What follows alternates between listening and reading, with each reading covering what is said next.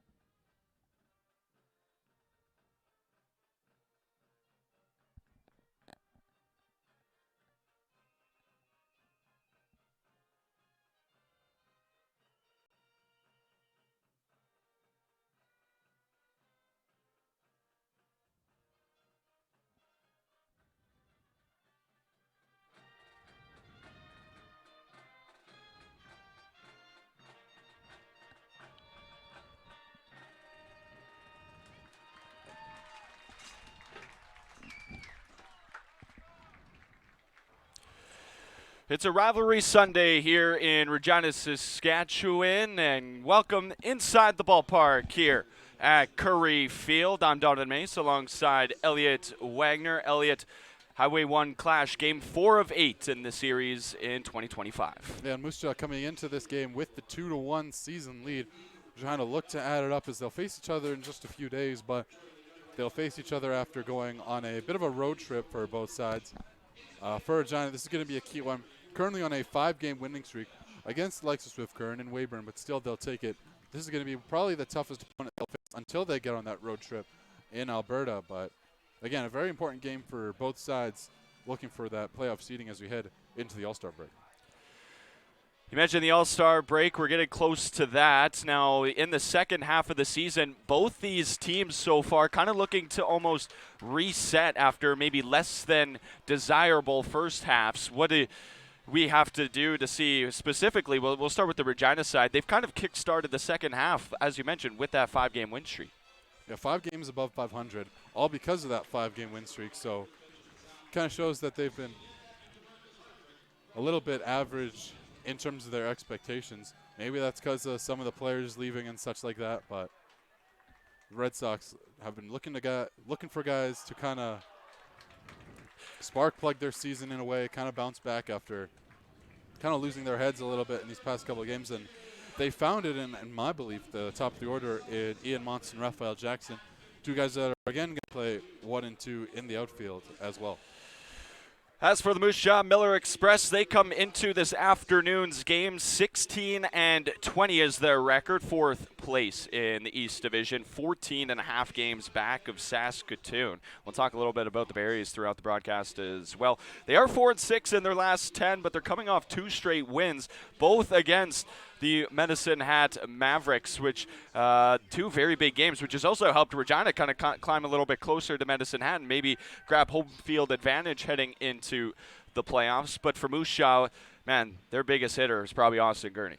Yeah, Austin Gurney has just been really on fire for the Moose Jaw Miller Express. He's going to be obviously the guy that we're going to have looking out for. A returning guy, a guy who's been doing it consistently. He's played 35 games, batting .380, so you know that he can do it anywhere. 3 home runs across 44 RBIs. You know, when this is a very top-heavy Moose Jaw team. You got guys like Gurney. Thomas Soto's there. Williams Edwards is there, who I'm a really big fan of. But after that, you know, some guys have not been able to show up, and that's where we've seen the Miller Express kind of follow that 16-20 record. However, tonight, or excuse me, this afternoon, I should say, as we have this late afternoon Sunday game, not something I'm really used to, but something that we're getting tonight. It's going to be a big test for them and for this bottom half of this Moose Jaw lineup. Here is the lineup for the visiting Moose Jaw Miller Express. Thomas Soto will lead things off, the switch hitter, with William Edwards out in center field batting second. Austin Gurney, we just talked about him, bats third. Eduardo Sains bats cleanup this afternoon. Robert Estrada bats fifth. Tanner DeGarzia bats sixth with Gustavo Soto, and Jackson Yeager batting seventh and eighth with Ben Walczyk. Rounding out that Miller's lineup, and on the mound they'll go against Kai Langford. And here's the first pitch of the ball game, a called strike by Mike Richards, who's behind the plate calling balls and strikes this afternoon. Kai Langford last time out started good, but then really got into some trouble in the fourth inning, taking on Saskatoon that afternoon. Giving up 7 runs, only one of them earned when the Red Sox had a 5-0 lead in that 6th inning. Red Sox would go on to lose that game 7-5. This one hit hard right up the middle. A base hit for Thomas Soto to lead off the ball game. And this Moose Jaw Miller Express, they can put up a ton of runs. They're third place in the league in runs scored. But, man, their pitching staff gives up a ton, third most in the league so far this season. That's going to be where Regina are going to need to capitalize. They've done their best when they've been aggressive swinging, and, you know, these Regina hitters, they look at this Moose Jaw pitching staff and they're salivating. They need a napkin to lick their lips because there's a lot of pitches over the plate that miss, a lot of off-speed pitches that just don't break, and that's going to be real trouble for the Millers today. That brings William Edwards to the plate, right-handed batter in that 2-game set against the Medicine Hat Mavericks. Went 3 for 9 with 2 doubles, a run driven in. He also walked twice. Comes into this afternoon batting .363 as we have a look over at first out of Langford.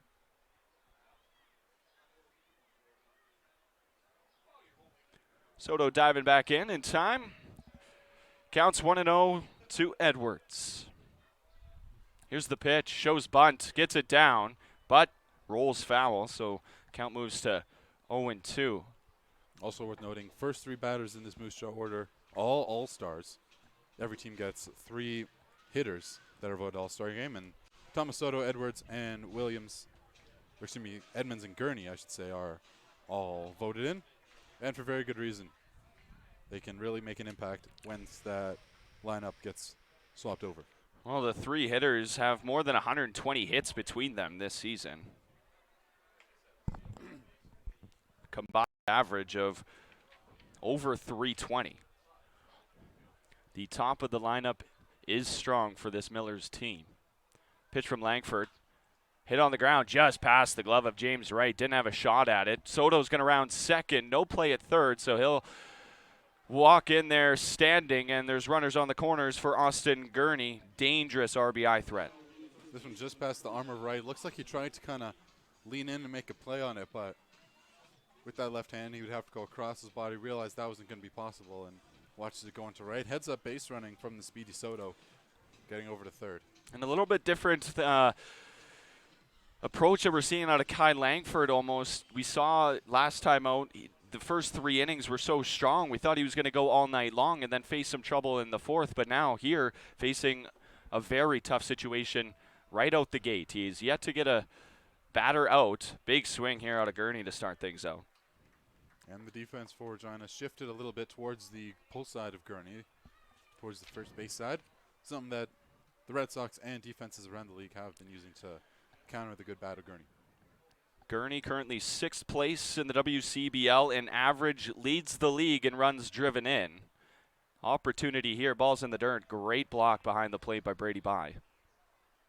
That does give us a chance to look at the defensive alignment for Regina. Kai Langford, Brady Bye. The battery this afternoon with James Wright, Jacob Steele, Matthew Fox is at short, with Riley Bender over at third place, Jordan Tucker, Ian Motts, and Raphael Jackson the outfield right to left. We did have a little bit of a rain shower about an hour and a half ago, but that system moved through quickly. The field dry and the sun shining. We're up over 20 degrees here at Curry Field right now. Wind blowing from right to left to the left field foul pole. Beautiful afternoon of baseball it turned out to be. Another look over at first with Edwards diving back in.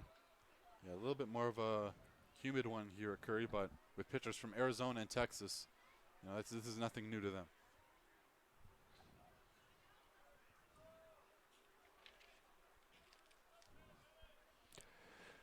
2-1 pitch from Langford, gets the sign and the delivery. Little low and inside, so 3 straight balls moves the count to 3-1. Gurney batting .380, as you mentioned, Elliot. 57 hits, 34 runs scored himself, and has 15 extra base hits. This contact is horrible. Skied into shallow left center field. Fox gets under it, the shortstop, and Soto does kind of flinch towards first, but unable to advance for out number 1. Well, Gurney got a little bit too under it. That's the way his swing works with his high bat. When he's getting ready for the pitch, he keeps his bat really high so he can get under these balls. He does there. Very much a fly-out hitter. If, of course, stays in the park. 1 out now for Eduardo Sains. Sains went 4-11 over his 4 for 11 over his last 2 games, 3 runs, including a home run, 2 driven in. He walked once, struck out twice. .283 batter is Sains. Takes strike number 1 to start this at bat.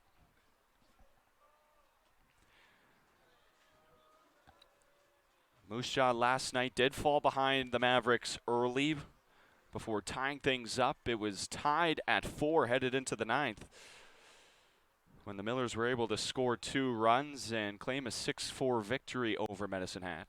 Hit hard over right at the head of Matthew Fox as the ball is hitting right to the shortstop early. 2 outs now thanks to the shortstop Fox. Fox's defense has seen an incredible increase over the past couple of weeks, and even over the past month, I'd say. If you compare his May or even his June to his July, he's really stepped it up.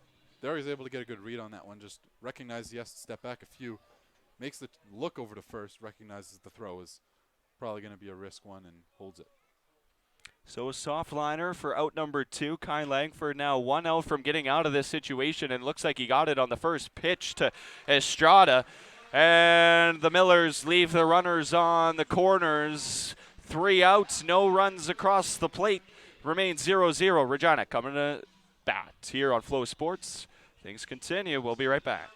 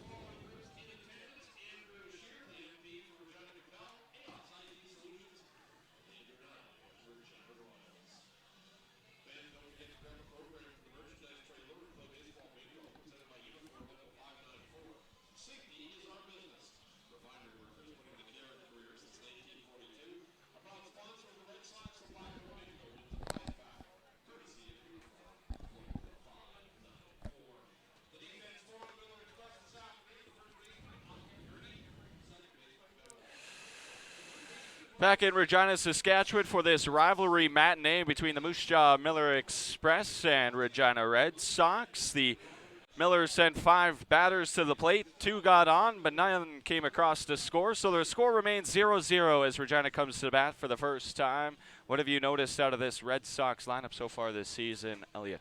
Well, it's hard not to look at the first two, and Ian Montz and Raphael Jackson as of late. Montz, a newer attendee to the Regina Red Sox, took a little while to get going, but now he is starting to get that bat heating up a little bit. And as for Jackson, he's just had the bat going all year, and together they have been a real tandem at 1 and 2. Some real speed on those base paths. Montz is able to go first to third in a breeze, and Jackson's going to be right there behind him when whoever's batting third or fourth. In this instance, it's Brady Bye, the All-Star, for our lineup tonight. Here's a look at that Red Sox lineup. Ian Montz, Raphael Jackson batting 1-2, as you mentioned, Elliot. Matthew Fox bats third today, moving up the lineup. Brady Bye bats cleanup out of the catcher's spot. Jacob Steele bats fifth. Riley Bender and Jordan Tucker are batting 6th and 7th, with James Wright and Sam Baker rounding out the Red Sox lineup. And they'll face off today against a lefty and Jacob Glasner. Glasner, a guy who is making his 3rd start of the year, his 5th appearance overall.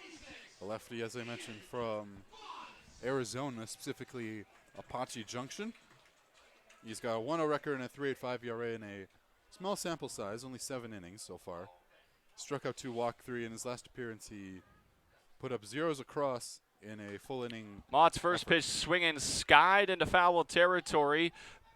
Gustavo Soto falling back towards fair territory, able to make the grab with Gurney coming in hot. Gurney came in, and Gurney was calling for this. As Soto, trying to go back on it, realized that he had the best play, almost tripped over his mask that was currently set on the first base line just out of home plate.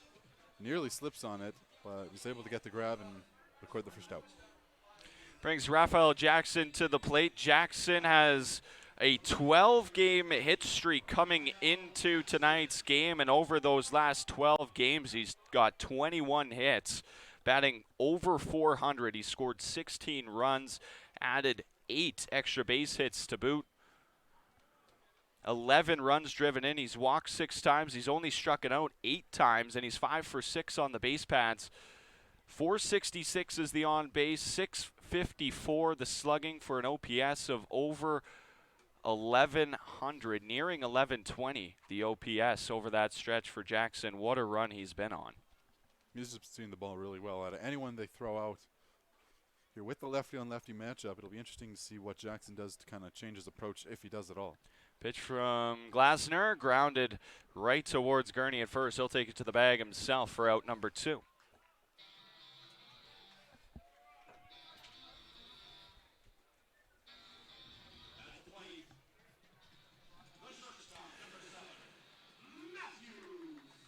Matthew Fox stepping in now. The first right-handed hitter Glasner will face. The Red Sox have 3 left-handed bats, all in the top 4 in the lineup, going against the lefty Glasner this afternoon.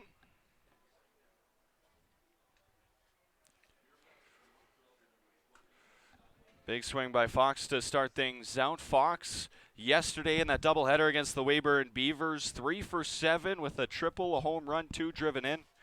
Walk and struck out twice, but all the damage done in the first of 2 games as he went 0 for 4 in the second game. And he starts things off with a high fly ball into left field. Looking up is DeGarcia, and Matthew Fox with his 4th home run of the season gives Regina a 1-0 lead. 4th home run, 21st RBI, and immediately Glasner is coming up to catcher Soto to get that sign right. That one broke right over the plate. Fox got all of it, pulling it into left. And Fox, the guy who is trying to get back offensively, and that's going to be one way to do it.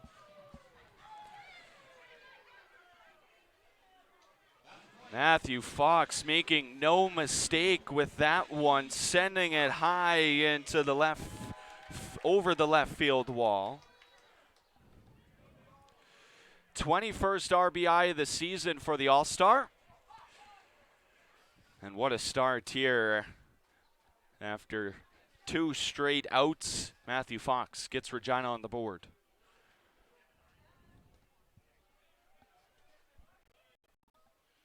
Brady Bye up now. He's swinging at the second pitch of the at-bat, but that's going to get over the screen and out of play. Moves the count to 0-2.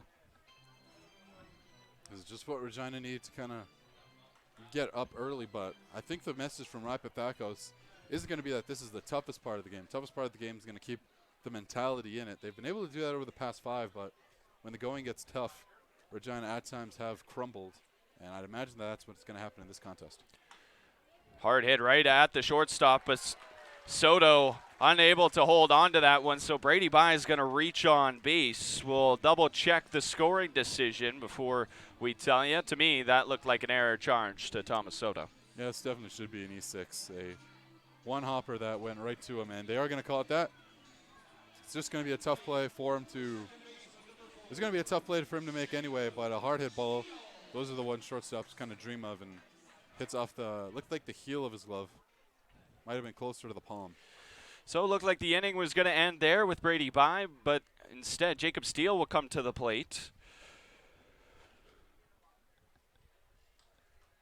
Again, 5-game hit streak for Regina. 2 wins yesterday against the Weyburn Beavers on the road. The first game, a 8-5 victory, and then an absolute pitching gem out of Blake Johnson where he went the full 7. And Regina was able to take that one 11-1. No, it's funny. Coming into this year, we kind of looked at maybe Colton Anderson, Holden Hungerford, that were maybe the 1-2, but it looks like it's really instead been Kai Langford and Blake Johnson. They have just tore it up when it comes to being on the mound. Steele did not play yesterday at all. He was on the bench all day, but back on July 9th, right against the same Miller Express, went 2 for 3 with an RBI. He also walked twice. He's batting .250 on the season with an on-base percentage over .380 as he's walked 9 times. Pitch in there for strike number 2, evens the count, gets away from Soto behind the plate, but not far enough for Bye to advance.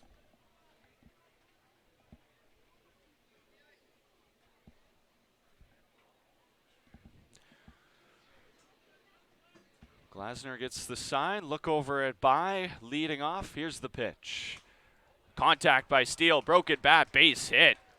Bye's going to round second, go to third, the throw, cut off, play at third. In time as home plate umpire Mike Richards calls him out on the slide.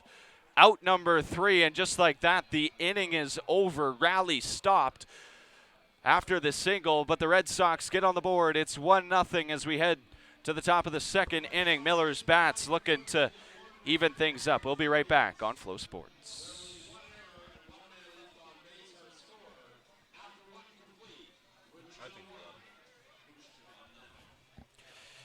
What was that? That was 9-6-5.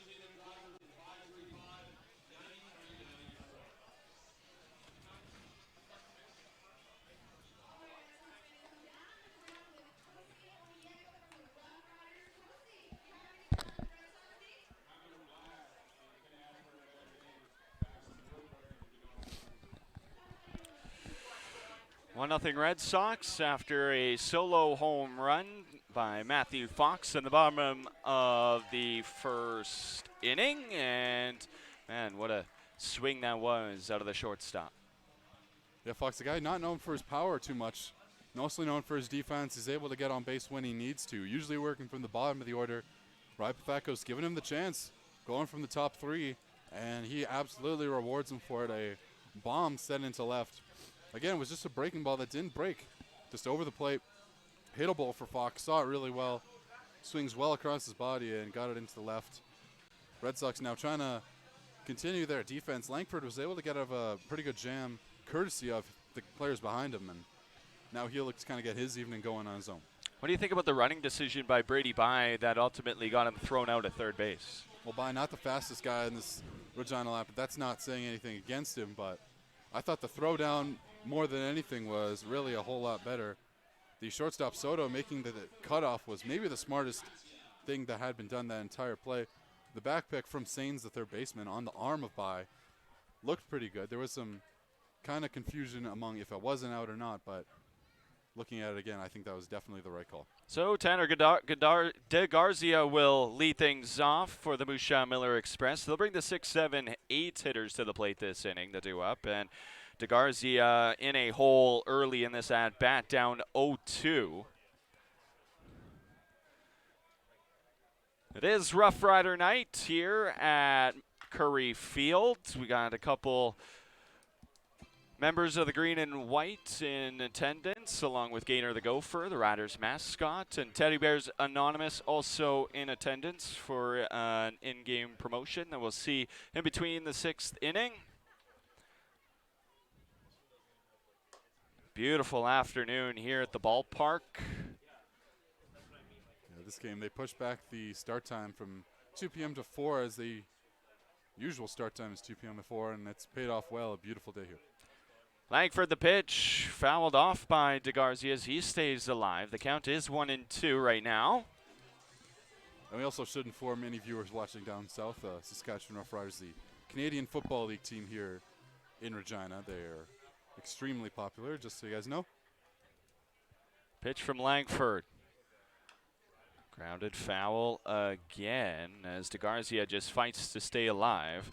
The umpires this afternoon, Mike Richards is calling balls and strikes behind the plate. Brett Fleck is over at first base with Sean Weatherall patrolling second and third this afternoon, the three-man crew. Pitch here from Langford, fouled off the ankle of De Garcia as he goes down in pain for sure. That one looked like it went right off the ankle bone off the bat. Yeah, off that left one, it's looking like that's kind of the one he's favoring more, trying to stretch it out as he gets right for this at bat. He's done a great job trying to up this pitch count of Langford. Something that when it happens, Langford has somewhat struggled, as we saw in the Saskatoon game. Well, something that we see so often now in baseball these days is the accessories on the batters. De Garcia, however, no shin pad, no elbow pad. But the gloves, that's an interesting choice. Usually it's all or nothing. Great take there on the ball in the dirt. A great block as well by Brady Bai. Counts 2-2. Pitch from Langford. Gets De Garcia swinging. First strikeout of the afternoon for Kai Langford. Well, he showed that front door slider earlier in the at-bat, but this time puts it a little more away from De Garcia. Thought he had a chance at it, but instead it drops right in front of him. Strike 3. Good job from Langford. A tough first at-bat, but one that he's going to take as a moral victory. That brings the catcher, Gustavo Soto, up to the plate. Soto went 1 for 4 over the last 2 games. He did not play last night. Played 2. Sorry, that was back on Thursday night he played. Did score 3 runs that afternoon with a strikeout and was hit by 2 pitches as well. The catcher comes into this afternoon batting .258 on 16 hits in 23 games, and he gets another one right there. 1-out single for Soto. Soto, well-timed swing, able to hit that one into center field. Now, for Moose Jaw, they've seemed to be getting guys on, and that's usually what they're able to do, but it's around this point in the lineup that they have struggled to bring them around.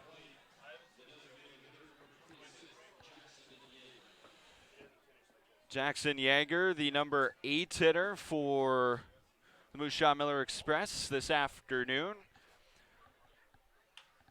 First pitch swinging. Yeager did not play on the weekend. His last appearance, in fact, on Wednesday night against these Red Sox at Roswell's Park in Moose Jaw, where he went 0 for 3, but he did drive in 2 runs on 1 via the sac fly.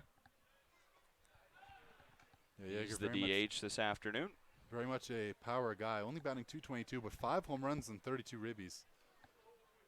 Has struck out 48 times, though. That's going to be something he wants to change. Very swinging batter when it comes to his at-bats. Yeah, the average not really there, but the slug is at about 400. And most of the damage via the home run. He's got 3 doubles and 5 homers. So if he's hitting fly balls, they're going over the fence. 0-1 pitch, hit hard and into center field. Chasing after it is Ian Motts, and he dives, but it drops out of the glove. Soto had to hold up to make sure that it wasn't caught, so he'll advance no further than second, and there's 2 runners on for the number 9 hitter, Ben Walzak. Well, Motts reads this one coming off the bat pretty well into center. Immediately corrects himself going towards his left. Almost got there.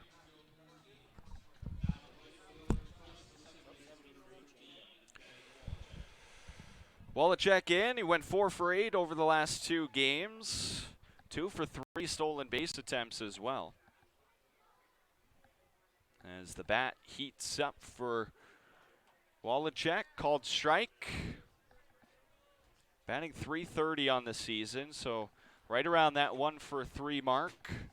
Really solid for a number 9 hitter as he hopes to turn the lineup over here.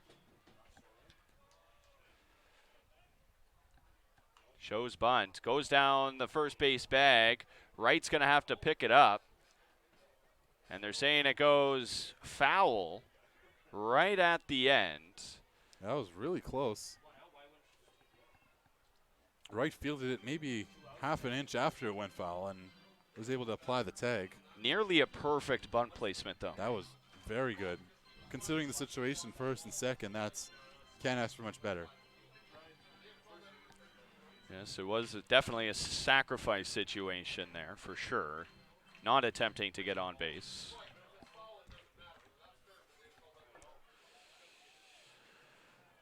But instead, it's an 0-2 count. 1 out. Gustavo Soto off of first. Soto's at second. Jackson Yeager off of first. Here's the pitch. Ball just outside from Langford for ball number 1.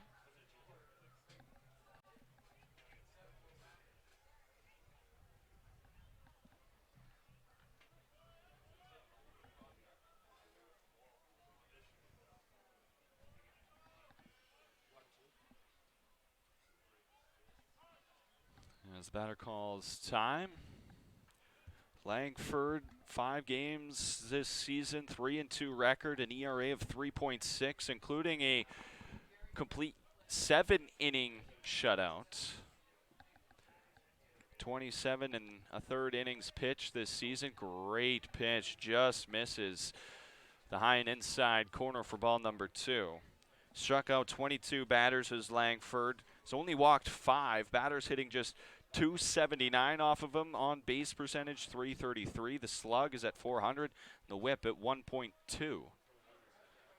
It's been a great arm and really has only been hit around 1 time, and it was his last time out against Saskatchewan. 2-2 pitch. Swinging, fouled. And we do have to kind of put that asterisk on that because hit around, even though he only allowed 1 earned run across 7 total. Did not get much help from his defense. Seems to be the contrary for this afternoon. Miller's batters, despite having not been able to put up a run yet, they are putting up really good at-bats. This will be Langford's 33rd pitch, and Wallachek fouls it off again. 3 foul balls in this at-bat.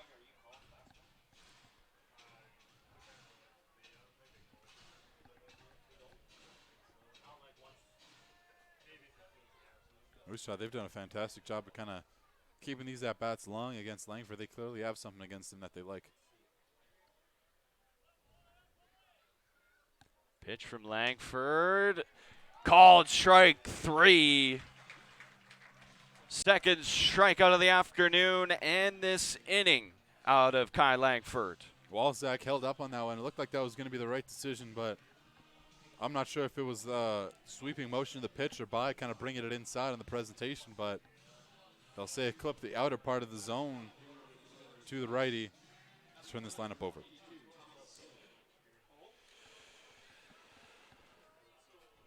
So the leadoff batter, Thomas Soto, back in, led the ball game off with a single, but was stranded at third, unable to come across to score a run. First pitch down at the feet has him dancing away for ball number 1.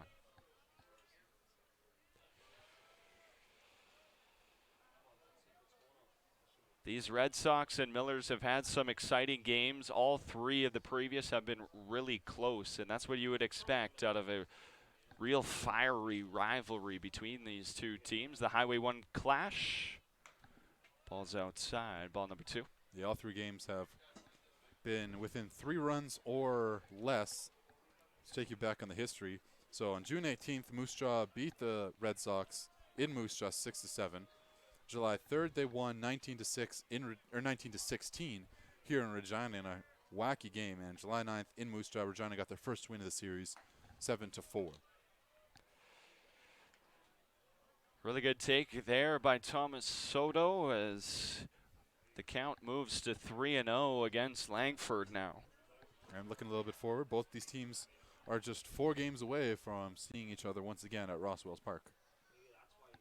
Pitch here inside. Soto works the 4-pitch walk to load the bases. I wonder if that was more Langford trying to pitch away from Soto, just knowing the danger he has with 2 on. They'd rather keep the bases loaded to get the force anywhere for Edwards, even though he is debatably just as, if not more, dangerous in these kind of situations.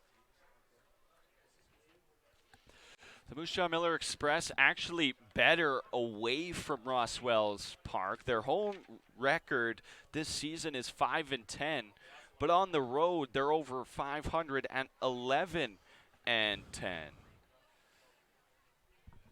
Just seems like there's some comfortability in that Moose Jaw dugout when they're on the road. Pitch here from Langford. Dribbled foul towards that Miller's dugout. That moves the count to 0-2 as Langford's 1 strike away from getting out of this.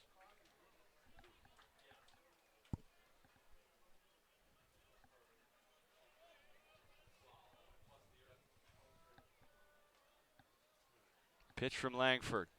Big swing, foul tipped into the glove of Brady By, and the Millers leave another 3 bases loaded. Score remains 1-0 Regina, and they'll look to extend the lead when we come back after the break.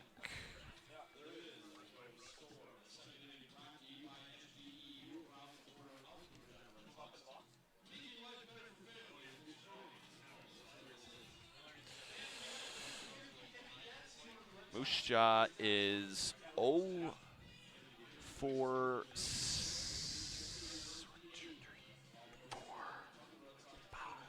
5 with the bases, or with runners in scoring position already this afternoon.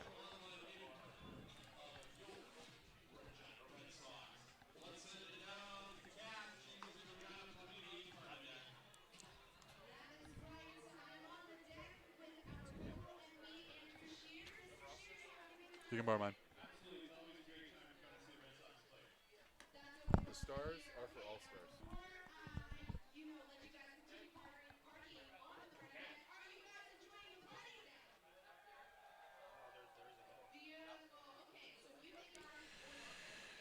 Back inside Curry Field in Regina, Saskatchewan, and as the Red Sox come to the plate, man, they've been really bailed out by some good pitching.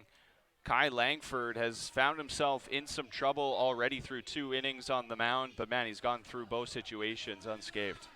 The bases loaded, striking out all the batters in the last inning. We were kind of wondering if he was going to show up in that second, and he absolutely did. That's going to be how the Red Sox win this one. If he's able to be efficient, if he's able to record some of these outs towards the later to the middle part of this game, later part of his game, I should say, they're going to start relying on that defense that has been rock solid over the past couple games. And Red Sox, if that's going to be the way that the top half of innings are going to go, they can account for a 6-game win streak on the horizon. So the Red Sox will bring Riley Bender, Jordan Tucker, and James Wright, the 6, 7, 8 hitters to the plate this half inning, and they have a 1-0 lead. Hoping to extend it here. Glasner, despite giving up the big fly ball in the bottom of the first, actually pitched really well to start things off. And Bender's first pitch swinging popped into shallow right center. Walczak is going to let it drop as it gets over his head and falls in front of everybody, and it's a base hit single for Riley Bender. Well, that little Bermuda Triangle formed between first, second, and right, and I think that one kind of looked like it was Estrada's responsibility, as that one went a lot deeper into right center, or excuse me, into right field than it was for first or second. He kind of lets the infielders kind of determine it themselves. They thought that was going to the outfielder, and instead it drops. Bender thought about maybe taking two, but retreats back to the unguarded first base bag for a leadoff hit.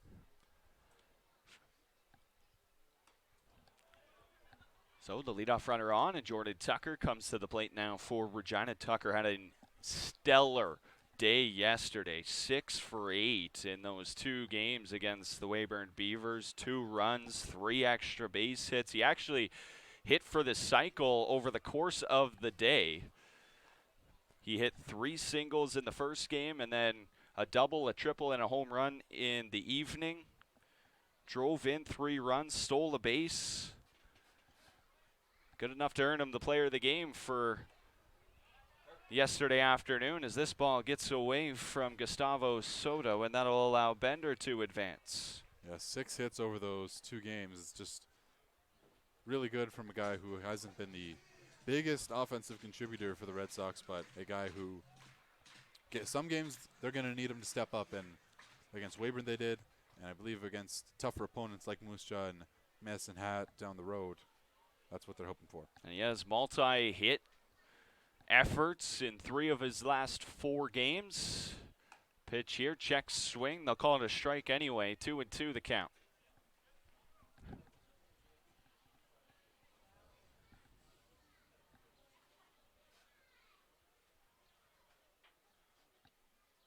Soto gives the sign. Glasner sets. Looks back at Bender. Pitch. And Tucker goes down swinging. First strikeout of the afternoon for Glasner. 1-0 here in the top or bottom of the second. I know they often say that baseball is a game of runs and a game of streaks, and Red Sox, they're on one right now, and they're going to need it going into that Alberta road trip. We'll talk about it a little bit later, but that also includes players. You know, Tucker's on one right now. Jackson's on one right now. Knowing that they can get to that kind of potential is going to be huge for Regina when the end of the season comes, and it's just unpredictability and just trust in your guys that's going to get you to the playoffs. And as James Wright comes to the plate, he takes a first pitch ball. That gives us a chance to look at the defensive alignment for the Miller Express. Jacob Glasner and Gustavo Soto of the battery this afternoon, with Austin Gurney, Ben Walczak, and Thomas Soto, first, second, shortstop. With Eduardo Sainz,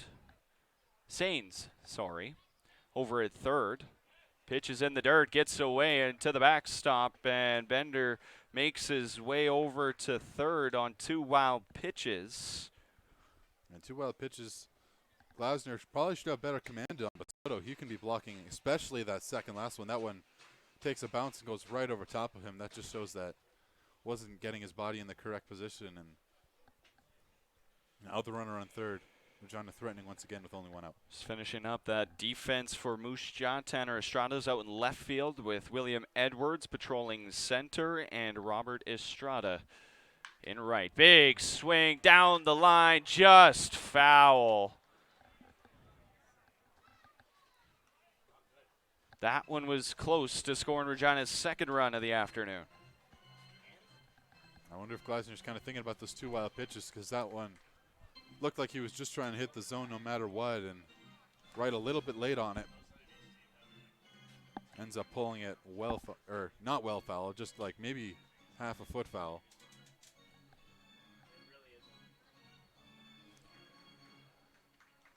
Wright still ahead in the count, 2-1, 1 out. Riley Bender stands over there at third. Pitch from Glasner in the dirt, ball number 3.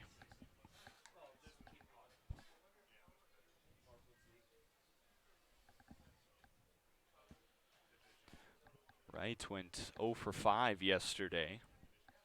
Hoping for better fortunes today. Did walk 3 times, so getting himself in situations just like this to keep getting on base. Yeah, now in the full count, this is going to kind of be an interesting sign of where Wright's head is coming into this game. Sometimes he'll go for the walk. Sometimes he'll have that foot on the gas with the runner on third. It's really up to him on this situation.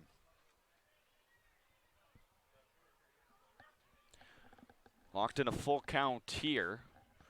He is either taken a ball or fouled one off, and this one's in play. They're going to look over at third, but instead Sains goes to first, and it's an RBI ground out for James Wright. Looked like they had enough time to throw it over to Bender. I'm not sure if they were maybe a little bit worried if the tag was going to be applied correctly or not, but either way, they'll get the fielder's choice RBI, and that'll double their Regina lead. And now Regina leads by 2. Sam Baker will come up to the plate. Baker batting just .235 so far this season. Has 4 extra base hits. He's only driven in 6. He's first pitch swinging. It's popped into foul territory. Under it is Gurney, just behind the first base bag, and he makes the grab for out number 3. So the Red Sox able to bring one across the board and extend their lead and double it as well. It's 2-0 as we head to the third.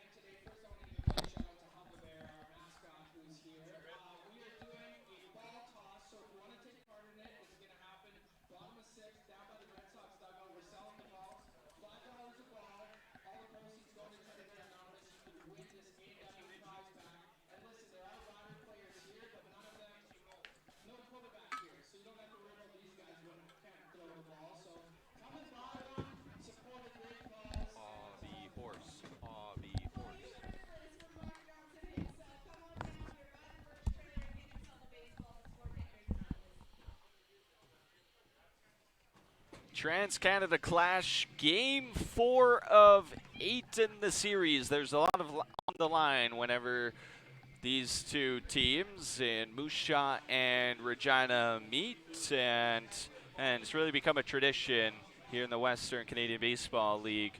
This Trans-Canada Clash has become. Yeah, it's even become a little bit formal. Trophies have been exchanged over the past few years.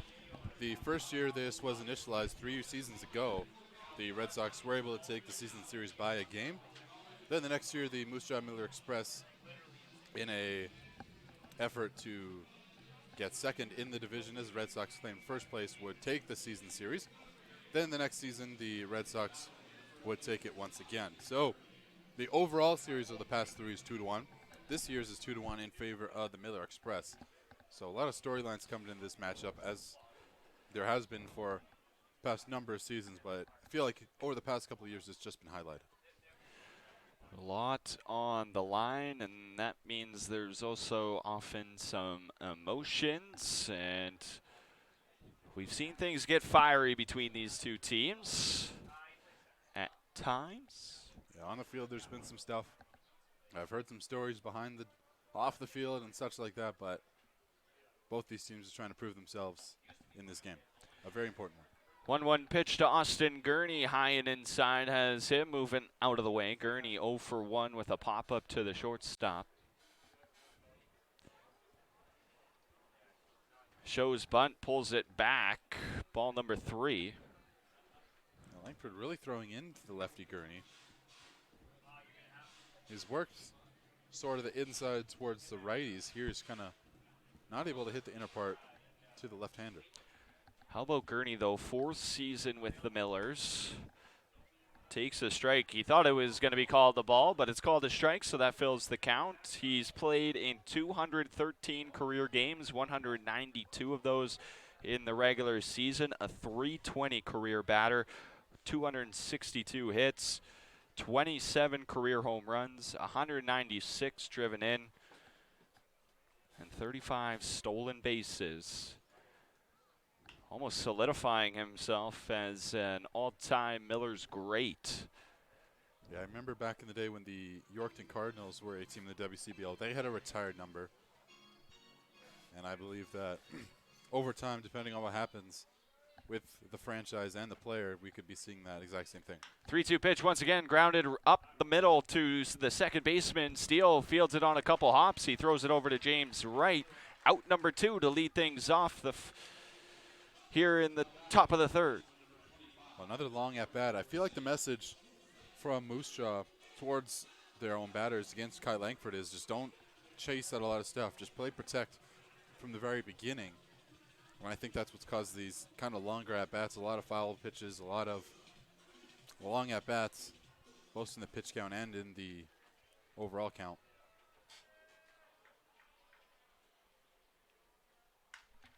This one popped up. First pitch swinging is Sains. Steele will call everybody off, and he trots back to make the grab in shallow right field. Out number 2. That's the quickest at-bat so far this afternoon for Kai Langford.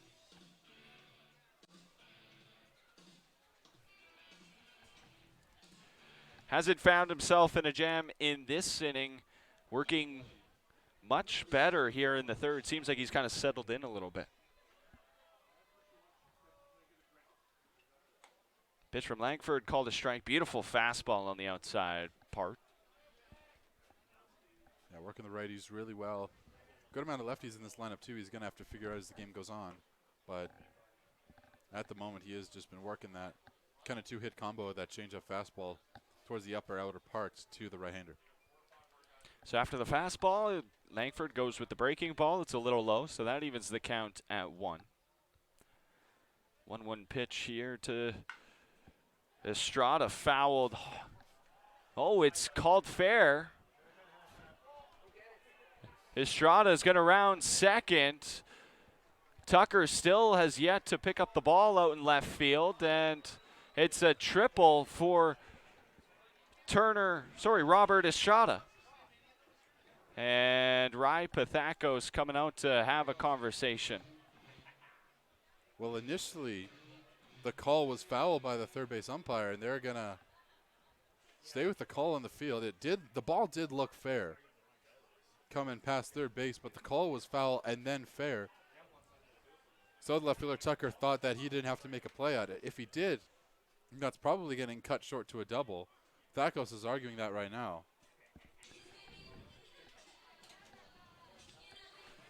And I think he's going to try to get some of his money's worth. So the explanation coming here from Mike Richards, who made the call. Was Sean Wetherill over there initially? And so whether or not Pathakos likes the explanation or not is irrelevant. And there's a runner on third for Tana DeGarzia. 2 outs, though, so Langford has an opportunity to leave another runner stranded.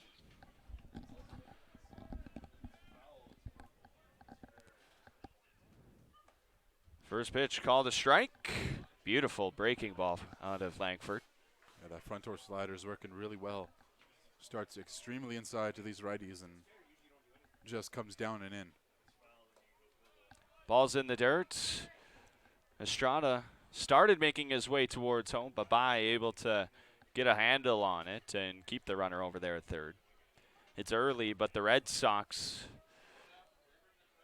at least Langford, has been able to snuff out the Millers offense with runners in scoring position. This one's hit high and hard into left field. Looking up is Tucker, and it's over the left field wall. And just like that, the Millers take the lead on the 2-run bomb by Tanner DeGarzia. Wild tie at DeGarzia. I think that slider came in just a little bit too outside. Didn't start as in as Langford would have wanted it. And Moose Jaw have come back in this game. And now the Red Sox bullpen giving it back to the umpire, Mike Richards, because they think DeGarzia shouldn't have come to the plate. Now, it was a foul ball, so whether or not Estrada would have reached on base after is still in question, but the first hit with a runner in scoring position for Moose Jaw is a big one, and they take the lead. Regina's going to argue it, but they're going to have to roll with it the way they get it. And Pathakos, this is a good learning moment for him. We saw against Saskatoon, just like when Langford was playing. A call they didn't like, up 5-0, they lose 7-5, giving up 7 in the inning. Ground ball over to Riley Bender, plays it, turns, fires, and James Wright able to make the grab after the stretch. And it's a very different ball game now as we head to the bottom of the third inning. Moose Jaw with a 2-2 lead.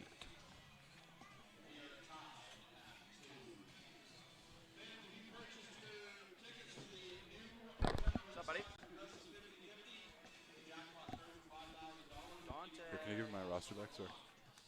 Just leaves. Sure. Yo, I saw you were chill with like DeMarcus and stuff.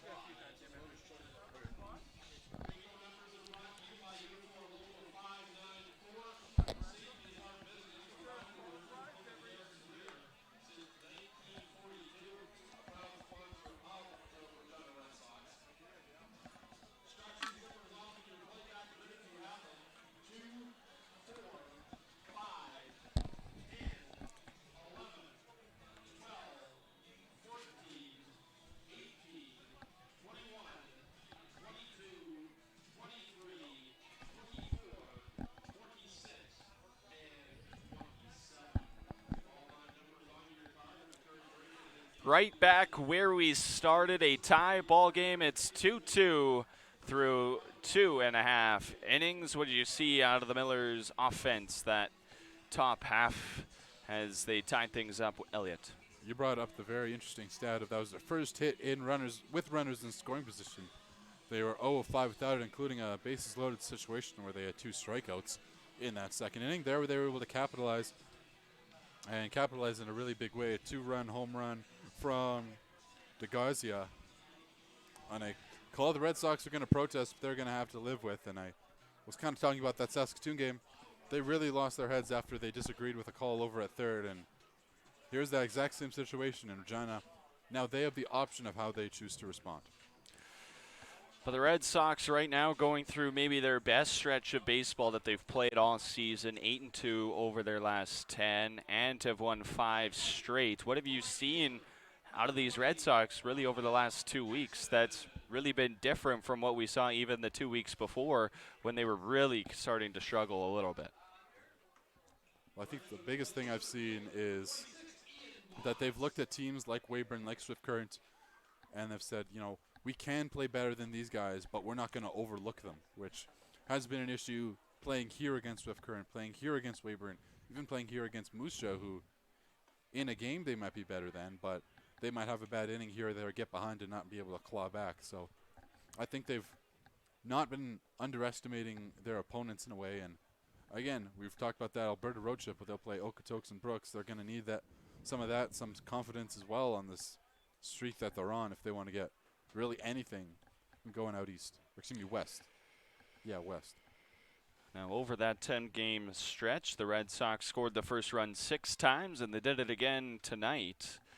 So 7 of the last 11 games, Regina has been on the board first, but it is a 2-2 ball game, and this one hit hard into right center. It's into the gap by Ian Motts. He's going to make the turn at first, head to second. He's going to keep going and head to third. We have another triple here at Curry Field. This one standing up. Ian Motts in scoring position to lead things off in the bottom of the third. Well, the moment that one came off the bat, it looked like immediately Motts was thinking 3. The right fielder, Estrada, reaches out for it, shows he doesn't have it. That one goes to the wall. Motts, he has the speed to go from first to third or from third from home, as we see there, standing up. That's just what Motts has been able to bring to a Regina lineup that has lacked just that, some speed coming out of the bases. Or excuse me, coming out of the box. Motts had a 7-game hit streak ended last night in the second half of the doubleheader, and he starts a new one And then Raphael Jackson gets on base immediately after with the hit by pitch, and we're going to have a quick little mound visit here out Dustin of Mullican, the pitching coach Dustin Mullican. Yeah, after hitting Jackson, I'm sure the question is just a little bit about the commands. You know, Glasner only 7 innings. His last appearance was just 1. So as he gets ready for inning number 3, he's only gone 2 whole so far. So the discussion just what he wants to show, what he wants to give up going into this next inning. Yeah, for Glasner, he's made 2 starts before this one. This is 3rd. His last appearance was on Thursday night, but he only faced 3 batters. Did not record a strikeout, didn't walk a batter, and was able to get 3 outs. 1, 2, 3. Retired the side quickly, and then was charged with the win after pitching the 8th, did Glasner. First pitch to Matthew Fox. He swings at one in the dirt. Strike number 1, and Matthew Fox coming in. Runners on the corners. 1 in scoring position, and he's already hit a solo home run this afternoon. This one hit high and hard into right field. It looks like it's slicing towards foul territory. That is true, as it falls just right of the first base line.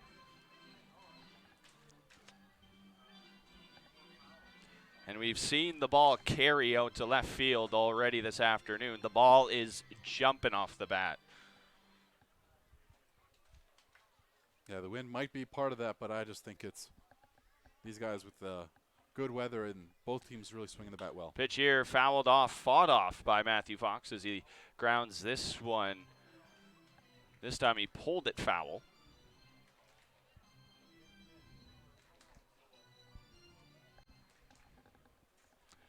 Count remains 0-2. There is no outs. As Glasner shakes off Soto a couple times as they try to get in sync, finally figure it out. Pitch here from Glasner. Fouled as Jackson was on the move.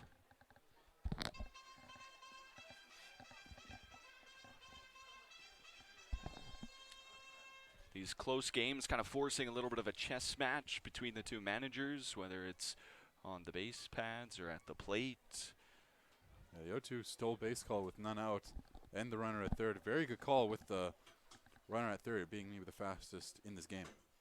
And we will have a look over as Jackson steps back.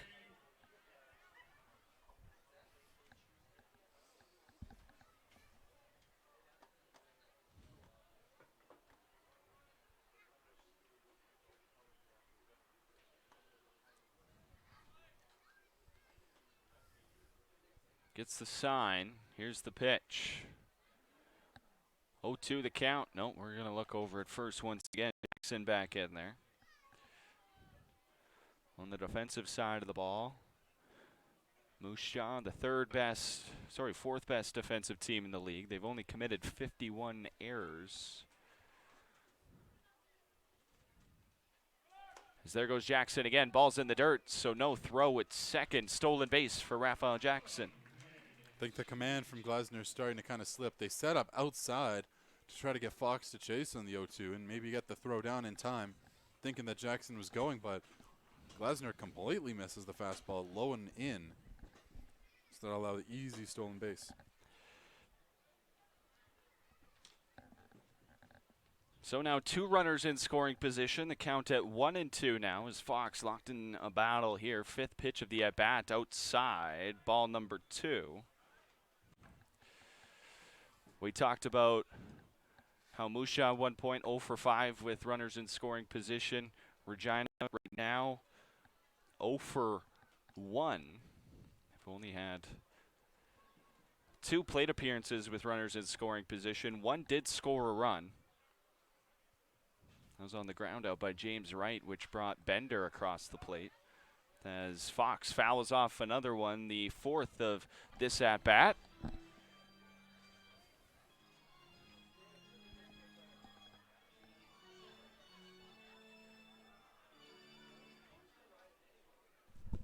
Glasner used just 27 pitches to get through the first 2 innings, and he's used 12 to the first 3 batters, and he's yet to get an out here in the bottom of the 3rd. 2-2 count. Fox swinging at that one, and he will walk back to the dugout. Second strikeout of the afternoon for Glasner. Well, that's the pitch they wanted earlier when Jackson was stealing second, that breaking ball towards the outer part. This one still stays a little bit in over the plate, but Fox unable to get a piece of it. And that'll bring up another dangerous hitter who could really turn this game on a dime if he gets the right pitch. After the strikeout by Matthew Fox, another power threat, and Brady Bye comes up to the plate. Bye last night 3 for 8, including a home run, a solo shot in the evening game against Weyburn. 4 home runs on the season, 2 of them right here at Curry Field.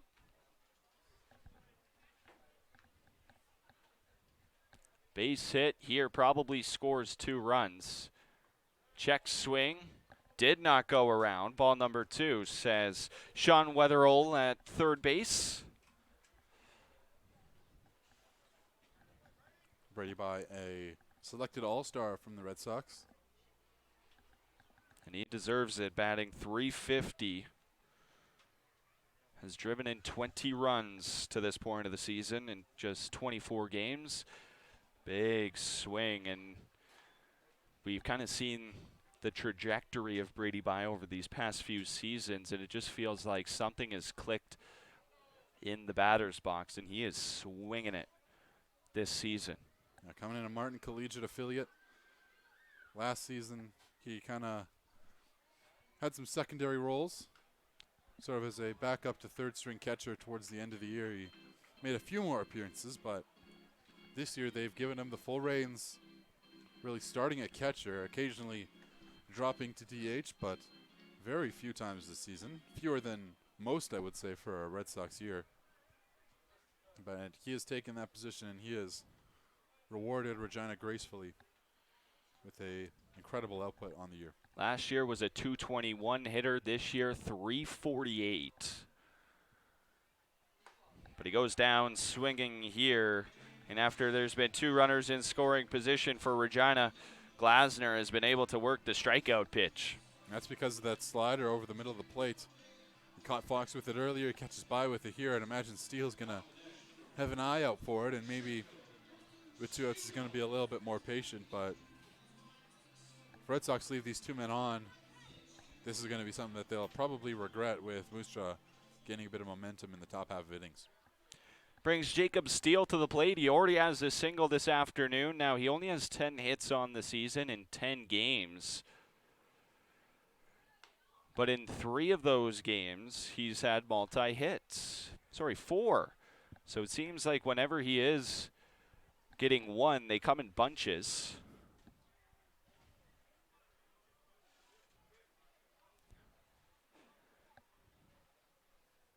Anything to the outfield in this situation gives Regina the lead, as long as it's in play. There is 2 outs.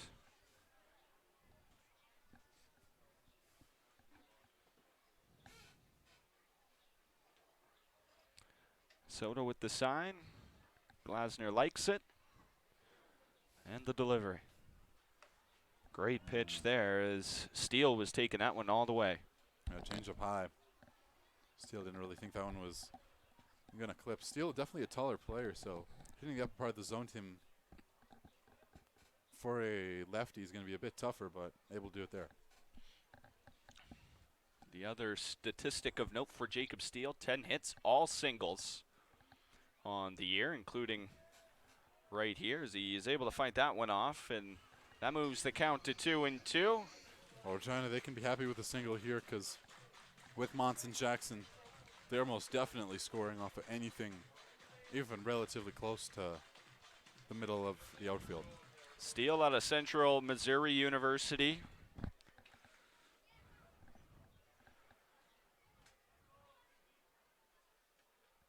Looking to at least get on base here, continue the inning. Riley Bender's on deck awaiting his turn.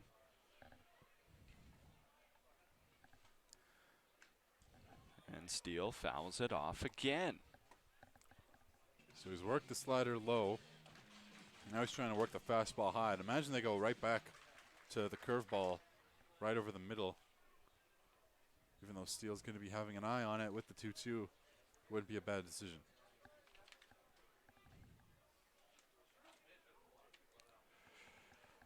Steele, a little bit of a latecomer for the Red Sox.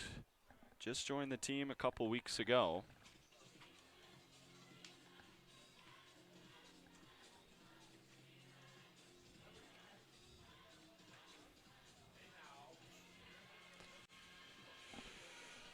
Now in 61 games with the Central Missouri Mules this season, he was a .373 hitter, hit 13 home runs, added 64 RBIs, the OPS over 1,000. Does have some pop. So he hits this one up the middle, but it's grounded by Thomas Soto. The throw in time, and the Red Sox this time leaving runners on base. The score remains tied. We head to the top of the fourth through a third here at Curry Field. We'll be right back on Flow Sports.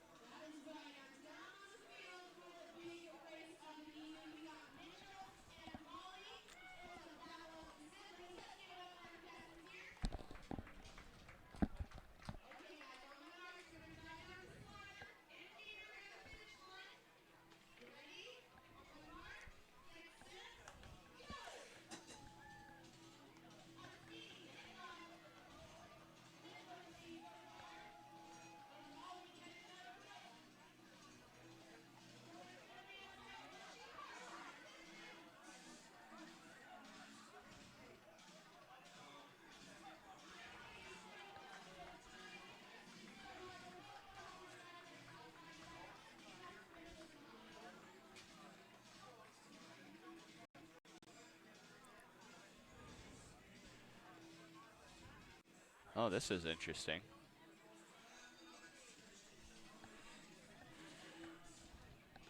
Come back here for the top of the fourth inning, and we got a interesting conversation going on right now between Stephen Butts, Kai Langford, and Brady By. And Langford is on his way to the dugout.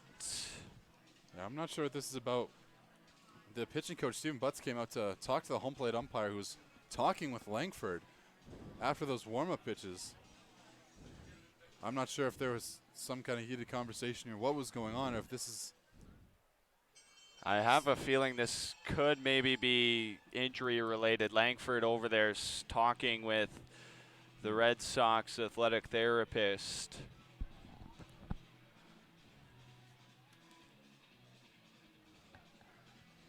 And yeah, he's going to go to the dugout. So on the mound now is the Regina kid, Xander Udi Singer.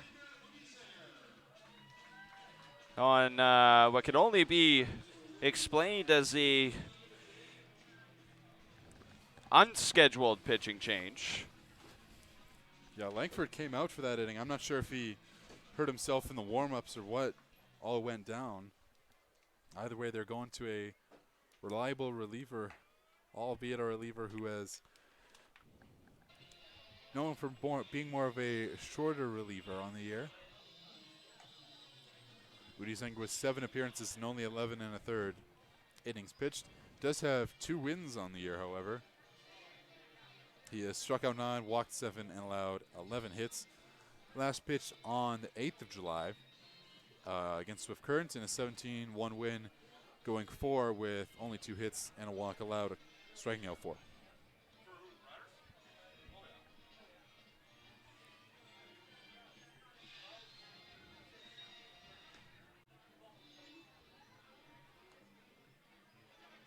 So we'll let him warm up, but man, for Udi Singer out of Okanagan College with the Coyotes, fourth season with the Red Sox, is the Regina product. Fan favorite here. I was talking with him last year before the start of the playoffs, and at the start of the season, again, he kind of reiterated a lot of the same kind of feelings. Wants so badly to bring a championship back to Regina. And he knows he can be a key piece of that as well coming out of the pen. You know, it's not just in the majors where bullpens can literally win you championships.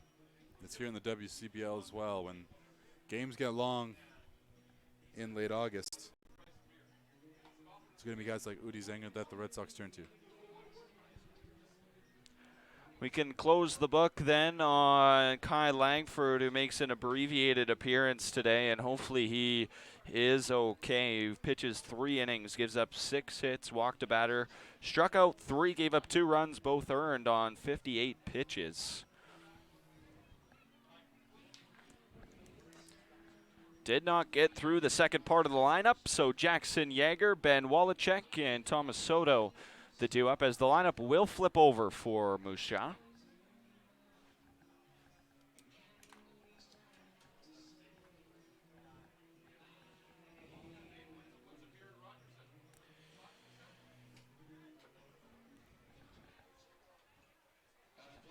So here's the DH this afternoon, Jackson Yeager stepping in.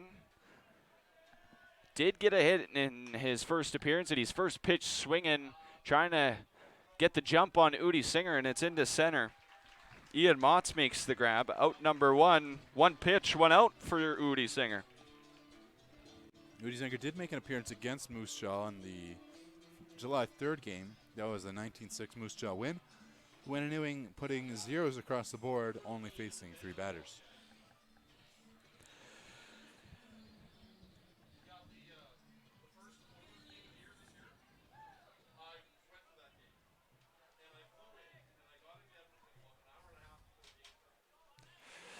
Career ERA of 4.3 for Udi Singer in 52 appearances all time. That includes 1 playoff start.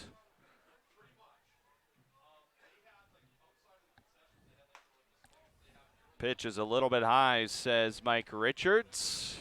That moves the count to 2-0. And defense for Wallachek playing pretty split. Big gap between second and short. By was waving over the second baseman steal right before that last pitch. Pitch there, much better out of Xander. Strike number 1. As the crowd gives him a little bit of a cheer. Fan favorite here is Udi Singer.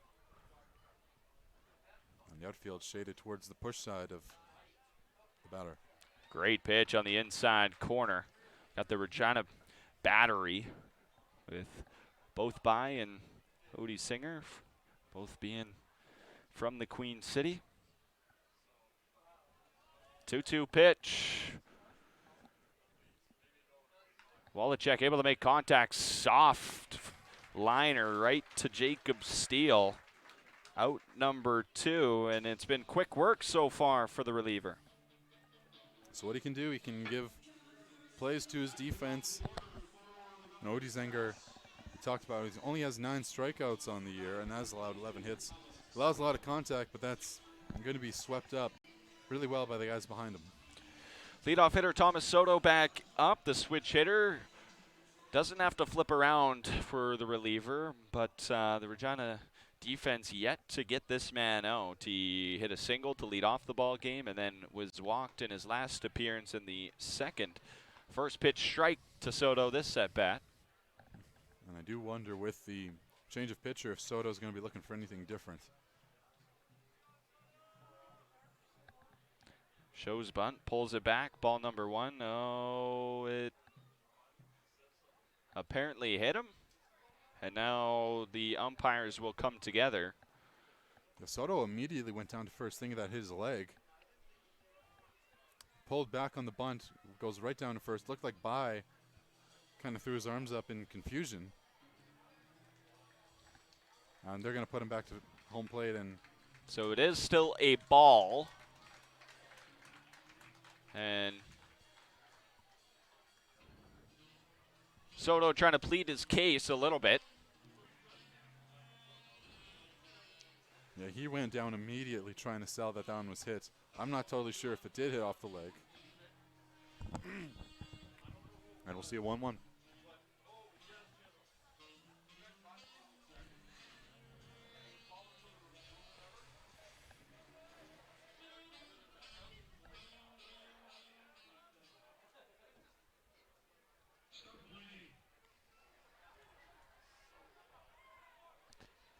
So the count remains 1-1 as Soto steps back in. Soto is a .314 hitter so far. The average will have gone up a couple points, and he gets his second hit of the ball game here as Regina still unable to get him out. He'll make the turn at first, but drop back. Another single, 2-out single here for Soto in this at-bat. So I guess it works out for Soto. Doesn't get the hit by pitch. Instead, he'll bump his average up a little bit. Man, he has been a tough out for the Red Sox. Not just in this game, but in all the matchups. He has performed really well.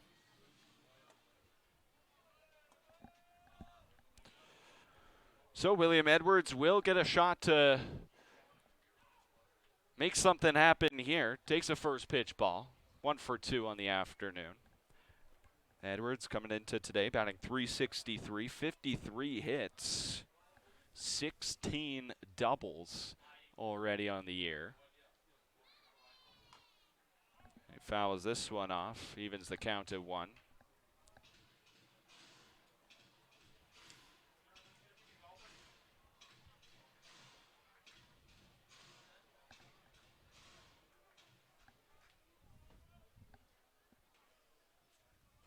In the top 10 in average as well as Williams.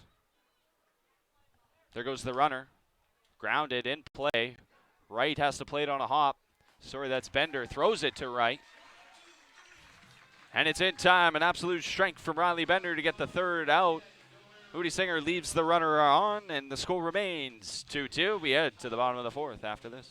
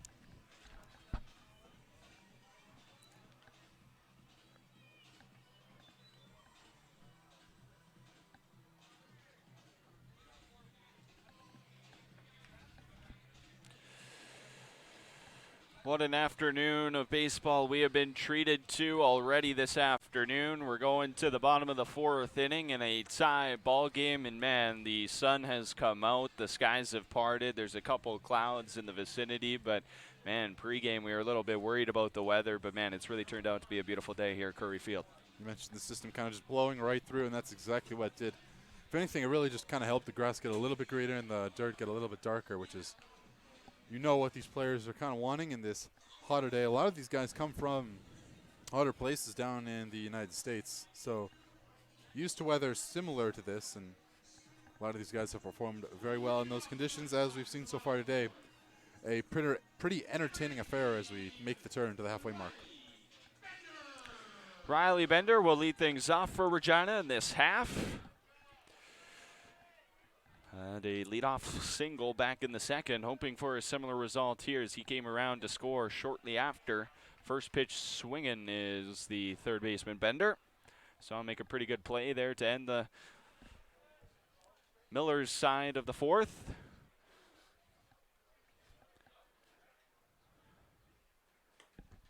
Ball's outside. We've kind of seen Bender since the start of the season and is really locked down that everyday third baseman role. And even with Jalen Myers making the return to Regina, usually a third baseman can move over to second base as well. Ken Myers. So I would suspect with just how good Riley Bender has been for Rye Pathakos, he keeps him in the lineup most days. It's that. It's also Rye kind of putting the guys that have been on the team a little bit longer this year in priority and giving them the first chance. Bender takes that chance. I feel like I've said a lot today, and he runs with it. This one grounded to the first baseman, Gurney, falls over. They're going to make it close at first, but Glasner able to run over and finishes off Bender to lead off the fourth. It's a 3-1 putout. Gurney, the good play, able to call first pitcher, and Glasner immediately recognizes he's going to have to make a play.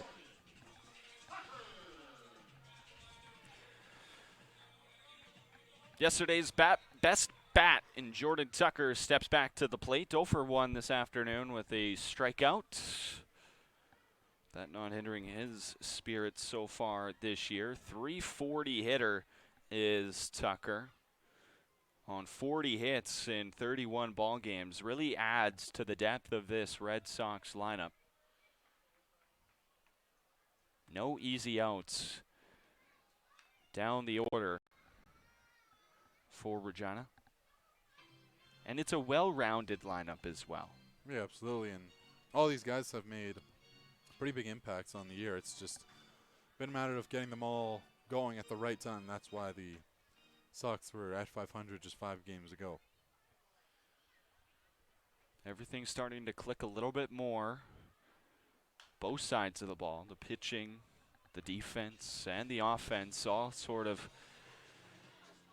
finally now getting into alignment, it feels. And we saw it with these Miller Express, the defending East Division champions. They finished 4th place in the regular season as Tucker lines this one into right field, and making the grab is Estrada out there moving to his right for out number 2. Yeah, we did really see with the Millers, but the biggest thing that they had was they had a really good win streak in the second half of the year. Both these teams obviously going to be looking for that.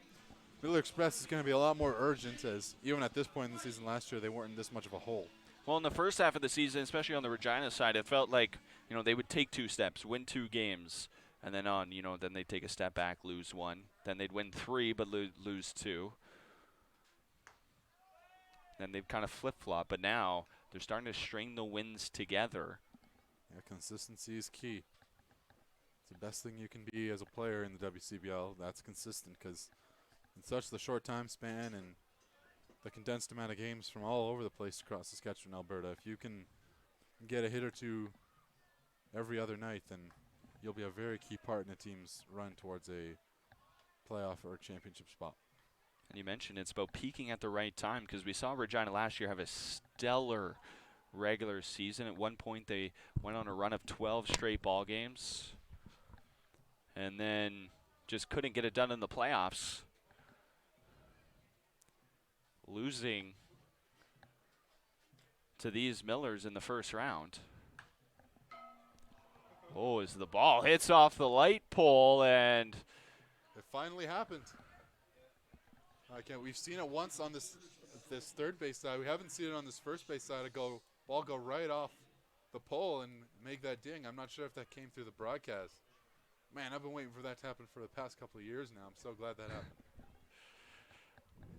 Sounded like a gong going off as the ball just struck the pole. Ball landed fair eventually. Nonetheless, still a foul ball. Next pitch to James Wright is too high for ball number 1. So the count's 1-2 with 2 outs. Still in the bottom of the 4th. Glasner trying to get his first 1-2-3 inning of the afternoon. Maybe try to earn himself another inning or 2 in this outing. Pitching solid so far, and he thought he had the strikeout there. Started walking back towards the dugout, and so did much of the defense. Brought back inside there from Soto, that pitch. Called a little bit low. I don't blame the defense for thinking that was in there. The way they saw it, that absolutely hit the zone, but not to everyone else. Instead, Wright stays alive. 2-2 count with 2 away now. This one in the dirt, so Wright able to work a really good at bat here, going down 0-2 early Fought off a pitch to stay alive, and now has worked the count full. That's what we've seen James Wright do. As I mentioned, the average below 300, but the on base up over 430. This is just the kind of batter he is. Makes contact here over towards the shortstop, plays it on a couple hops. This one's going to be close, but instead Soto just holds on to it. Infield single for James Wright. Great piece of hitting. What an at-bat. Really well done there on that slow hopper over to Soto. He made the great play trying to get it. It looked like when his back foot went back to the ground as he tried to make that throw, it slipped a little bit. And he decided that there was going to be a lot more of a negative if he threw that ball. Yeah, a little bit more risk if he throws that. Absolutely. Knowing that Wright had already probably beat the throw by the time he picked it up. Sam Baker now, the DH in. First pitch swing, and this one's into center field, playable for William Edwards out there. He'll get under it. Going back in a little bit to his right, makes the grab easily, and the threat thwarted by Jacob Glasner. We head to the top of the fifth inning. Score remains 2-2. We'll be right back.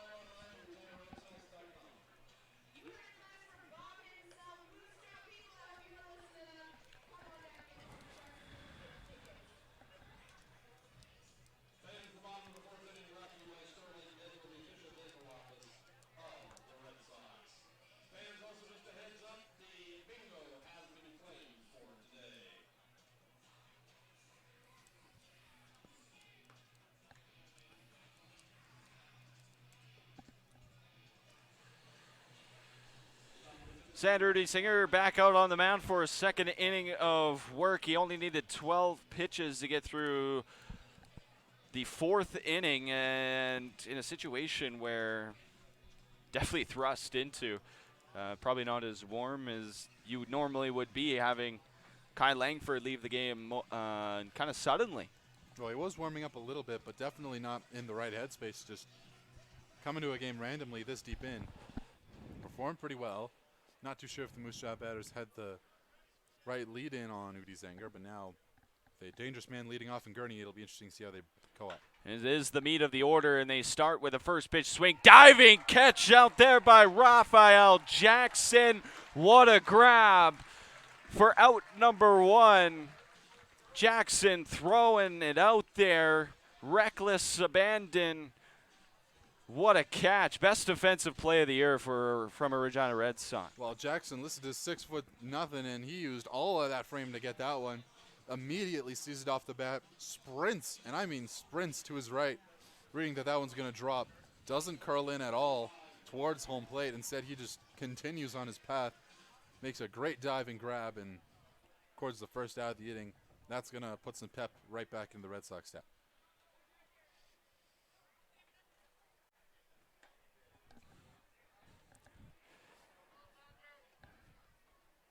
The excitement here, wow, man, just still in awe at what Raphael Jackson just did out there in right. And we know Austin Gurney couldn't be dangerous. Likely one of the more dangerous hitters in this league. And Raphael Jackson stole extra base hit. Off the bat of Gurney, that be interesting to see the Google StatCast on that one to see what the percentage of actually making that catch was. But, man, he got a jump. No hesitation. Careful what you throw around. We don't want to get sued. But, yeah, absolutely a great grab and definitely on the improbable side for sure. Eduardo Sains in now. 3-4-5 hitters were the due-up. Great pitch there by Udi Singer to even the count back up at 2. Sains 0 for 2 so far this afternoon. Lined out to Matthew Fox at short and then popped up to the second baseman Jacob Steele. Last plate appearance back in the 3rd. Sains a newcomer for Moose Jaw. Oh, check that. That's Estrada, the next batter. 31 games for Sains this season, batting .283. Averaging more than a hit per game. Has come across to score 23 times. He's added 4 homers as well. And Singer looks to put him away. Here's the pitch. Fouled off as Sains stays alive.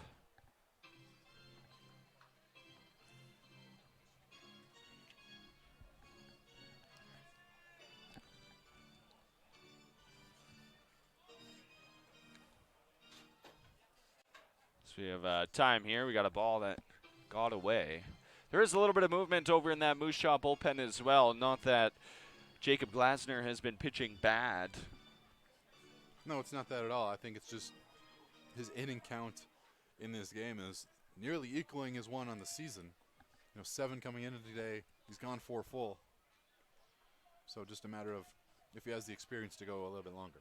He's thrown 68 pitches. Haven't seen him throw too many more than that, as this one grounded by Sains towards Jacob Steele. He underhands it over to James Wright for out number 2.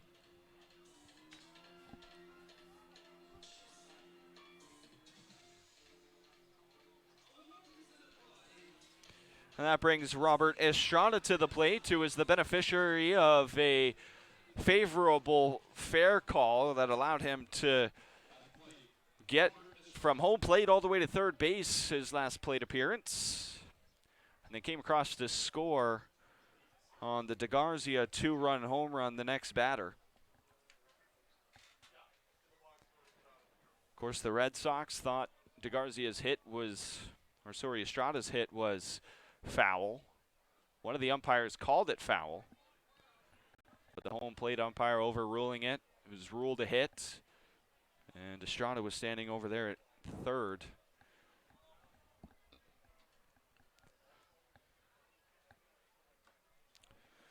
And he's ahead 3-0 in the count here. Estrada went 4 for 10, including 3 stolen bases in that 2-game set against Moose Jaw Medicine Hat on Thursday and on Saturday night. That one called a strike? No, that was a ball. So it was a 2-1 count before. Now 3-1. Pitch here by Udi Singer. Great pitch to make the count full. Works himself right back into this at bat as well.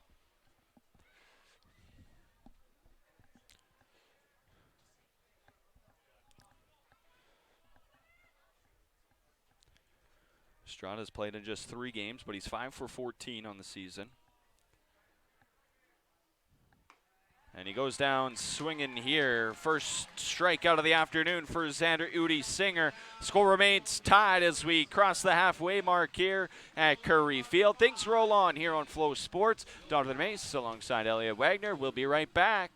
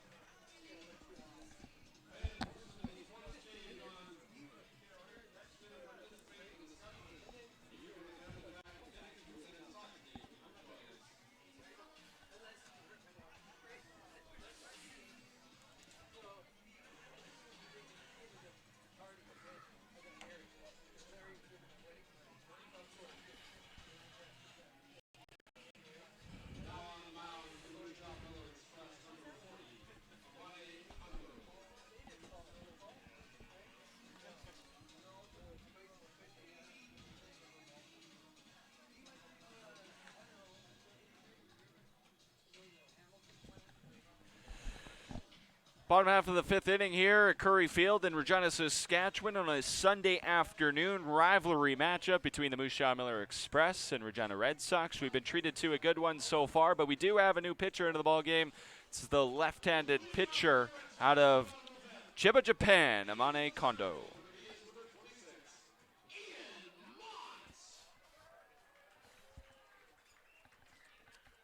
First batter he'll face is Ian Motts, who takes a first pitch strike right down the middle. Kondo on the year, an 0-1 record and 6.35 ERA across 6 relief appearances. A save, 12 strikeouts, 5 walks, and 11 1/3 innings pitched total.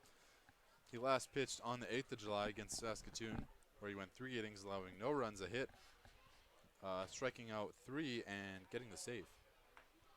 A great pitch there for strike number 2 to Ian Motts. Motts 1 for 2 with a triple this afternoon for Kondo. Batters hitting .295 off of him, but with the walk total, .370 OBP.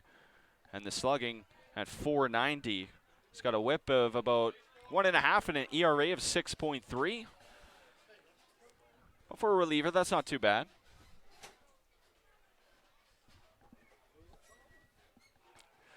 2-2 pitch. Motts takes a close one as Soto tried to hold it there for Richards to make the call, but instead the count's full 3-2. Great take out of Ian Motts on a slider that was breaking away from him. Pitch here is high, so Motts works the walk to lead off the 5th. Looked like Kondo was trying to go right back to that slider that he thought he hit, as did half of the Miller's defense. Instead, he'll miss high with that same pitch. That brings Raphael Jackson back to the plate. 0 for 1 so far this afternoon. He was hit by a pitch, and he's still looking to continue that 12-game hit streak. The longest by a Regina Red Sox by far so far this season. Matthew Fox did have a 7-game hit streak earlier that was broken up just a couple days ago. Jordan Tucker has already also had one up near that mark. I believe he got to 8 games. The pitch to Jackson there has him spinning out of the way for ball number 1. You know, for Jackson, when he kind of started off the season, he was a guy that kind of felt underrated, and he's going to continue that hit streak now, make it 2 weeks of amazing play at the plate by Raphael Jackson, a 13-game hit streak for the right fielder as he gives props to his dugout. Yeah, I think the players know too, and I think we're going to get a mound visit here for the Millers with 2 on. Not the situation you want your new reliever in Kendo coming into. And it's Dustin Milliken, the former major leaguer, out there having a quick conversation as they try to figure out the plan of attack here.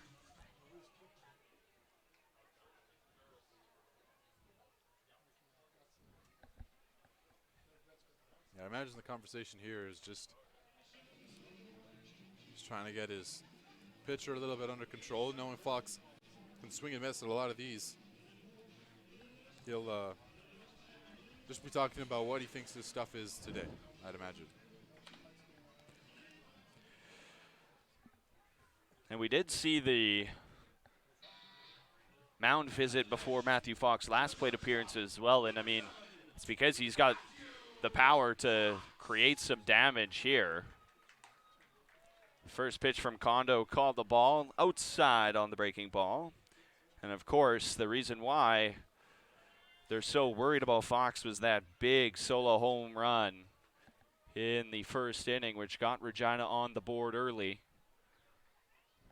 It was the first run of the ball game. Another big spot here. Feels like Kondo trying to work the outer part of the plate to the right-handed batters. Misses the first one, hits that one.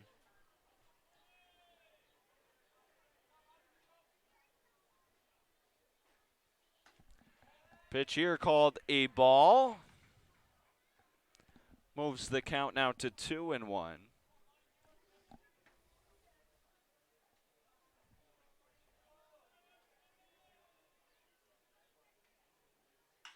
This one hit hard and into center field. Chasing after it is Edwards. It's over his head. It's going to land just in front of the warning track. Bounce off the wall. Jackson is going to round third. Motts comes across to score. Play at home, and Jackson does as well. Third RBI of the afternoon by Matthew Fox, and Regina takes back the lead. It's 4-2. And with Motts and Jackson on base, you know that anything deep is going to score them both from wherever they are, from first, second, first, third, anywhere. That's exactly what happens there, and Fox adds himself a couple more RBIs.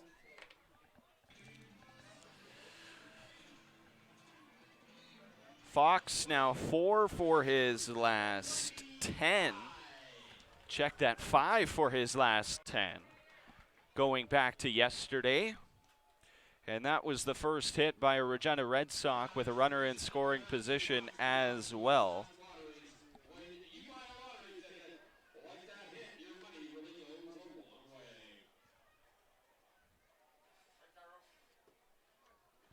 So Matthew Fox making an early bid for player of the game here. Brady By, hey, this one hit high and hard out to right field. Estrada looks up, and it's over the wall, a home run, 2-run shot by Brady By, and the Red Sox extend the lead. It's now 6-4. Well, when it rains, it pours for the Red Sox. Fox, not known for being a power guy, once again rewarding Regina for putting him early in this lineup, but when it comes to Brady By, this is really nothing new. His 5th home run of the year, RBI number 21 and 22 for 2025, and the decision to go to the pen backfiring for the Miller Express, giving up 4 here in the bottom of the 5th. And it looks like we will have a pitching change out of the Musha Miller Express as Amare Kondo has a really tough outing. He gives up 4 runs on 3 hits, including the fly ball home run by Brady By. We'll introduce you to the Miller's pitcher after he warms up. We'll take a short break here on Flow Sports.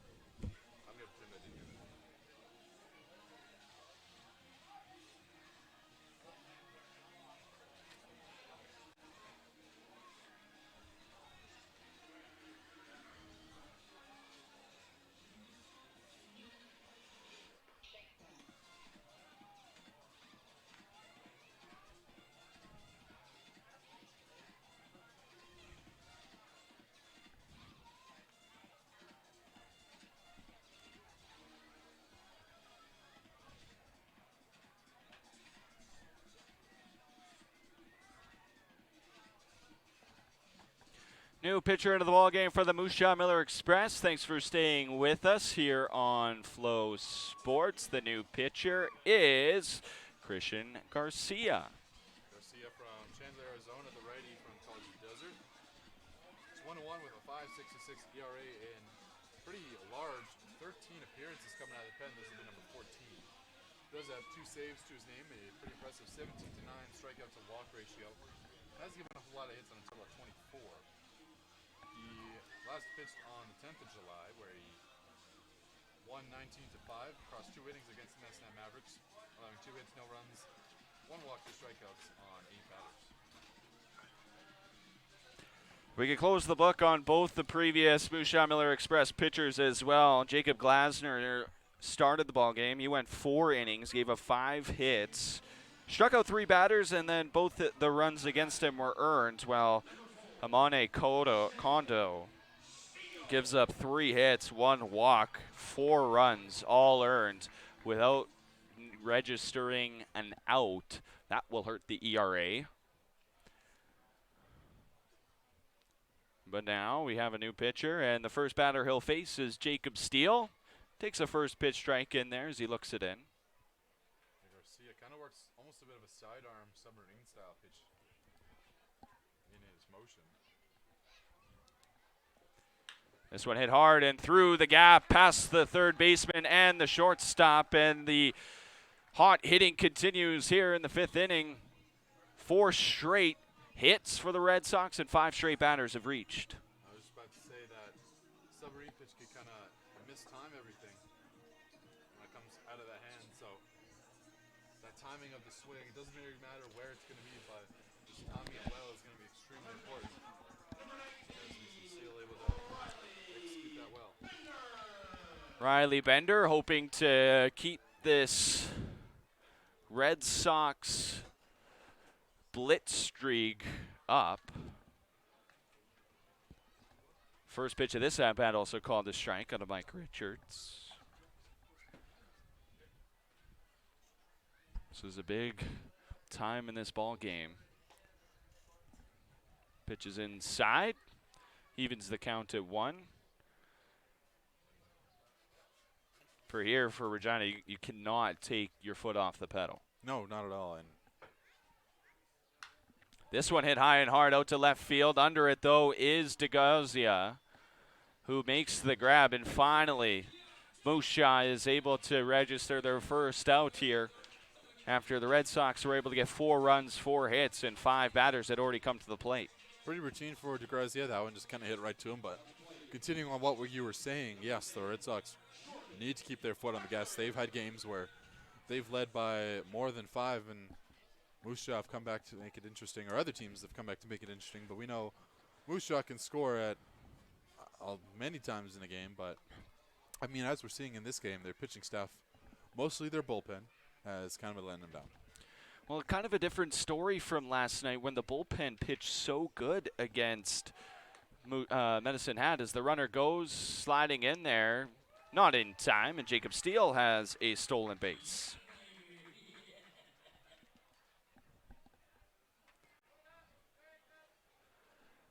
So last night, the Millers starter only going 3 2/3 innings in a game where at the time Moose Jaw was losing, and then the bullpen came in and had a really solid effort. 4 relievers came in to pitch 5 1/3 innings. Only gave up 5 hits, 1 run. Struck out 5 on 23 batters faced after the reliever was taken out. Different story this afternoon in Regina, though. Counts 2-1 to Jordan Tucker. Fouls this one off. Tucker 0 for 2 with a strikeout and then lined out to the right fielder. Last plate appearance, that was back in the 4th. Red Sox primed and ready to potentially bat through the order here in this inning.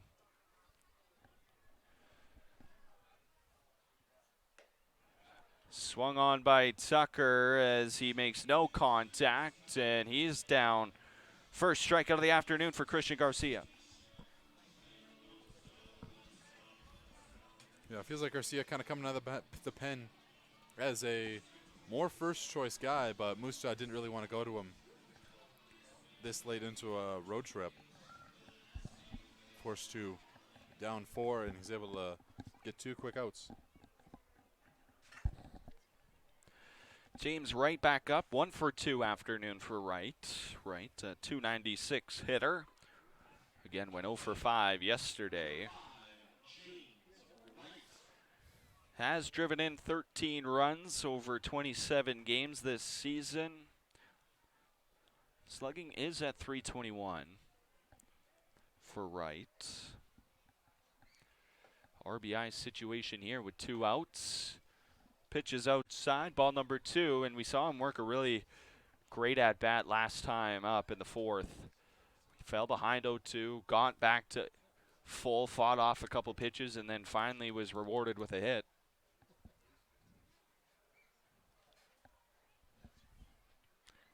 Pitch here from Garcia, fouled off by Wright.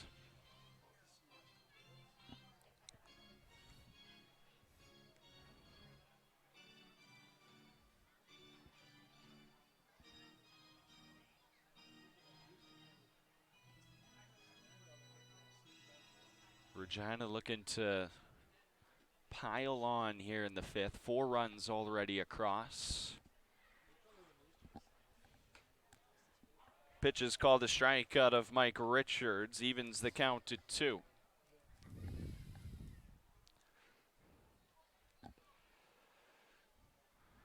Yeah, it feels like Rich is the home plate umpire, not really giving too much towards the outside, gives one there. And that'll make a tough situation for the batter. 2-2 pitch.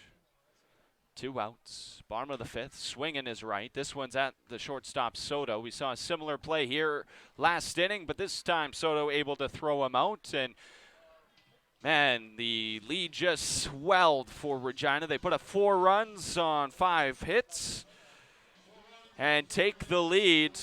6-2 Red Sox headed to the top of the 6th. We'll be right back on Flow Sports. Oh, since Andrew Harris is here, I actually have a funny Andrew Harris story. So back in 2017, there's this thing called CFL Week in Regina. Yeah. And there's this one flag football like competition, like camp kind of thing. So they had like all these drills around it, like Ryan players, and they had Greg Ellingson, Messam, I forget his first name, Jerome Messam, and Andrew Harris, and they had some other guys there too. So we do this whole thing, and we're like leading camps, we play against other teams, and we're all giving our own like CFL teams, this whole thing. Then at the very end, we're all kind of grouped up, and these players are giving us this talk, and someone yells, "Go chase Andrew!" So then all the kids get up and start chasing Andrew Harris. And it takes about half a second for him to absolutely beat us all, and we start realizing, wait a minute, we're chasing after Andrew Harris. And we're a bunch of like 10, 12-year-old kids chasing after this guy. So, and then he just runs all the way around. Some of us were trying to cut him off. I just remember that being like crazy funny. I do too, but I don't know, it's too much money or whatever. I don't know. Are you back?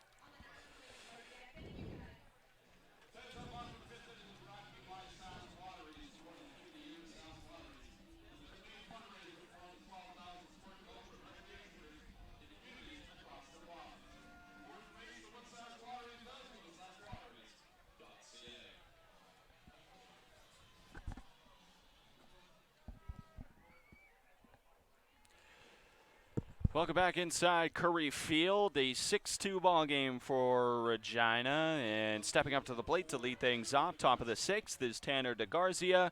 He hit a big 2-run home run back in the 3rd inning, which put Musha on the board. At the time, it tied the game. But man, things much different now after a huge bottom of the 5th out of these Red Sox. 4 runs off of a Brady Bye home run, as well as Matthew Fox getting himself a couple more RBIs. Also worth noting that a new pitcher on the mound facing off here against DeGarzia, with Udi Zenger going into his 3rd inning of work.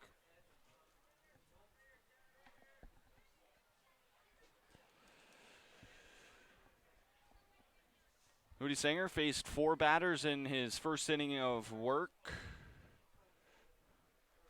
and then set him down 1-2-3 last inning, as this one grounded to Matthew Fox in the throw over in time to get DeGarzia out number 1. 5 straight Moose Jaw Miller Express have now been set down.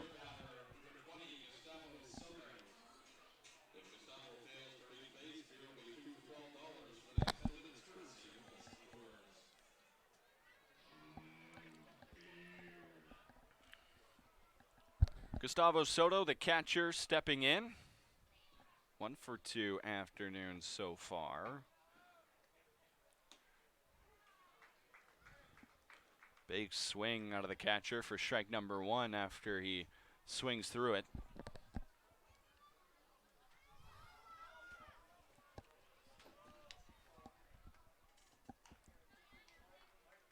Fouls that one off as count moves to 0-2. Udi Zenger well ahead. Udi Zenger working pretty well. He's gotten a lot of these Moose Jaw batters to swing at something that they probably could be waiting for in these longer at-bats. He's faced 8 batters, and he's only used 32 pitches already.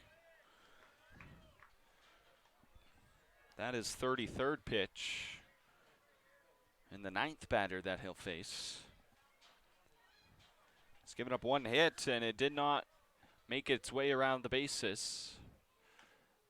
This one grounded right back to Udi Singer. Oh, but fails to pick it up, but he's still got time to get him out, and composure defensively out of the pitcher, able to make the out.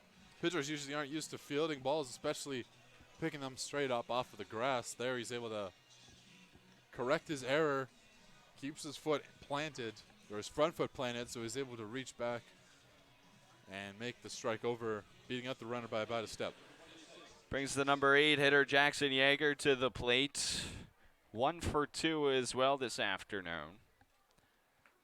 Check swing, low in the dirt, ball number 1.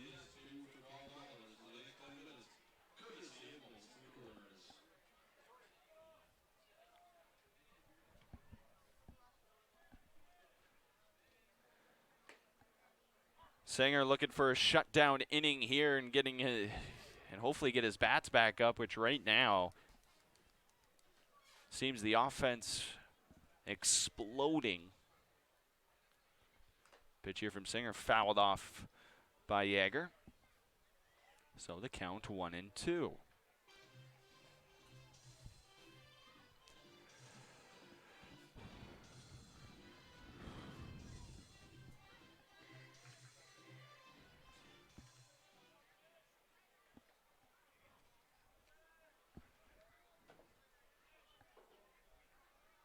Pitch by Udi Singer, and Yeager goes down swinging. Second strikeout of the afternoon on Xander Udi Singer, and he shuts down the Millers. 7 straight Moose Jaw batters have been out, and Regina holds a 6-2 lead.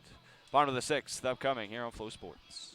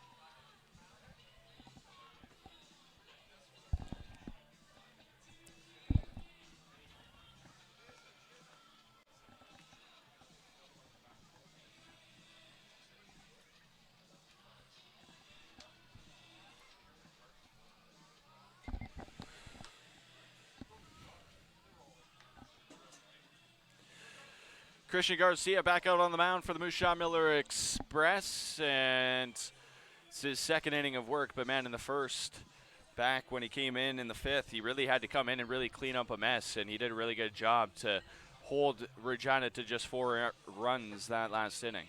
Moose Jaw have done it with him plenty of time with the 2 saves to his name in Garcia and the 14 appearances now on the mound coming out of the pen.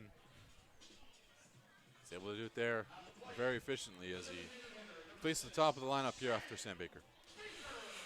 8 Regina Red Sox came to the plate last inning. The only one who didn't was Sam Baker, so he'll lead things off here. Bottom of the 6th, the lineup will turn over. 9-1-2 hitters due up. Starting off with Baker. Pitch is in the dirt, low. Baker, one of just 2 Red Sox without a hit this afternoon. He and Jordan Tucker, the lone batters to not reach base. Great pitch there out of Garcia for strike number 1.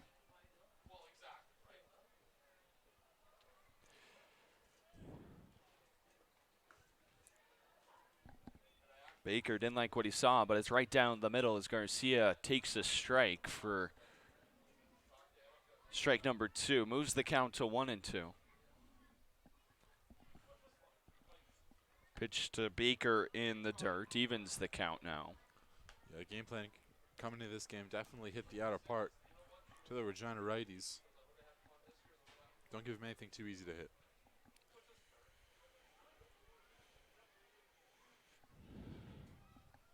Two-two. Baker swings, and it's into the glove. Caught third strike on the foul tip as Baker goes down. Second strike of the afternoon as well for Garcia.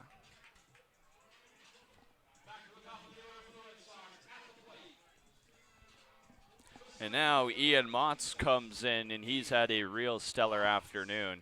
1 for 2 only and 3 plate appearances, but it was a big triple back in the third.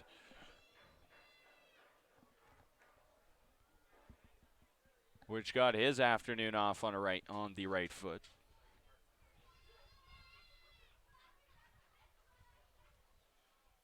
That pitch also outside, so he's ahead 2-0. Worked a walk last plate appearance to lead things off in the 5th. That too also huge as it got the rally started. The first of 5 straight Red Sox to reach on base, and this one skied into center field. Back into his left is Edwards. He makes the grab well short of the warning track for out number 2. We're still seeing the contact. Feels like kind of growing out of Mons. He was one of the better players coming out of his collegiate program and of his collegiate league, really, of all D2. And now he's kind of starting to blossom a little bit here for Regina.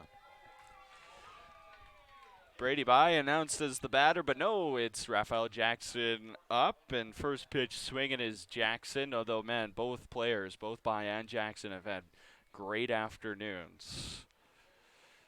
Jackson extended his hit streak to 13 games last inning. Ooh, off balance here against Garcia, though.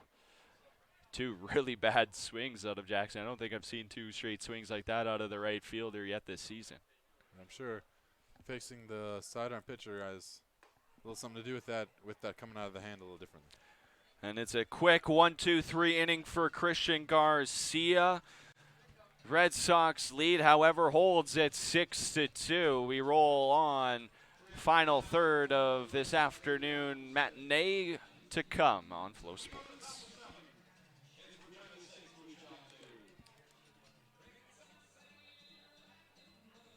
First 1-2-3 inning out of a Moose Shot pitcher.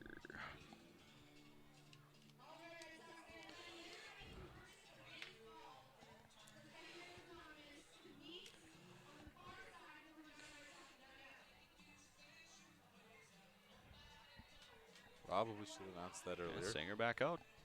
Nobody warming up. Let him run.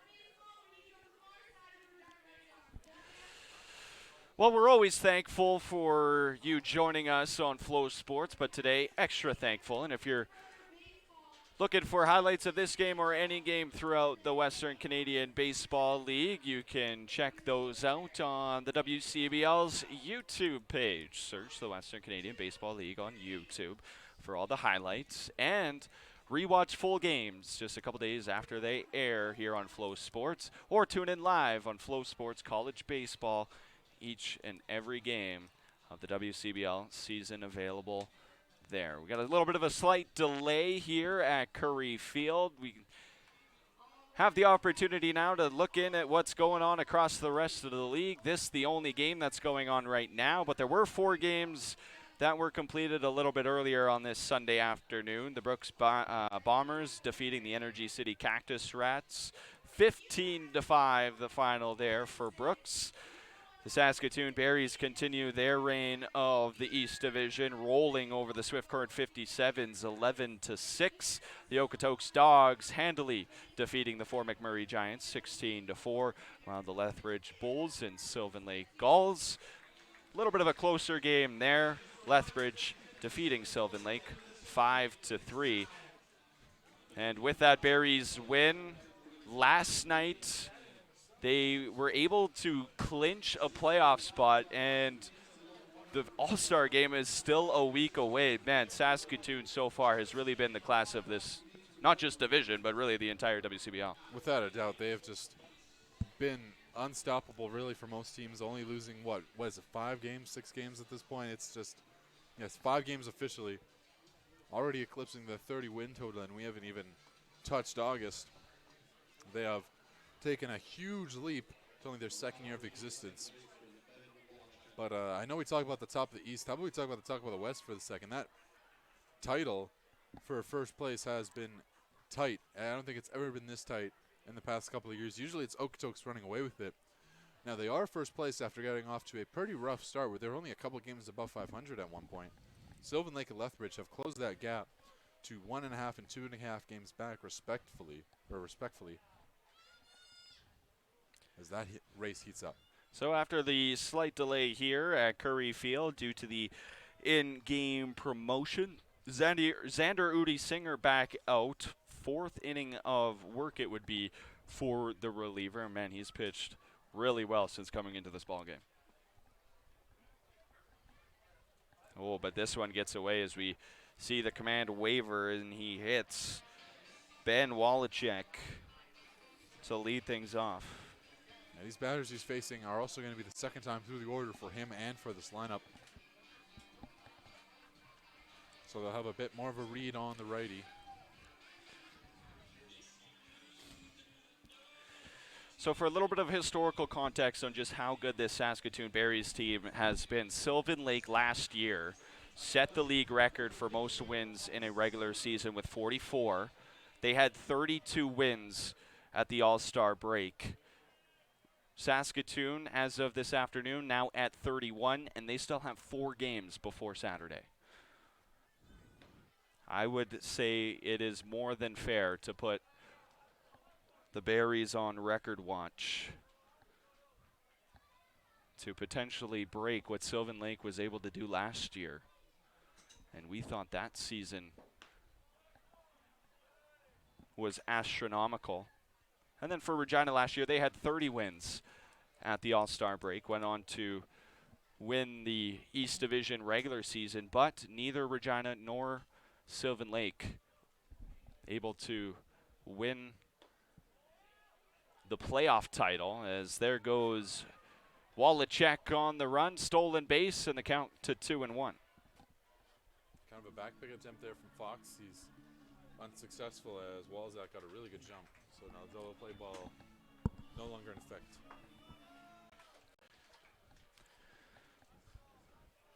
Almost seems that winning the division in the regular season, almost a little bit of a curse.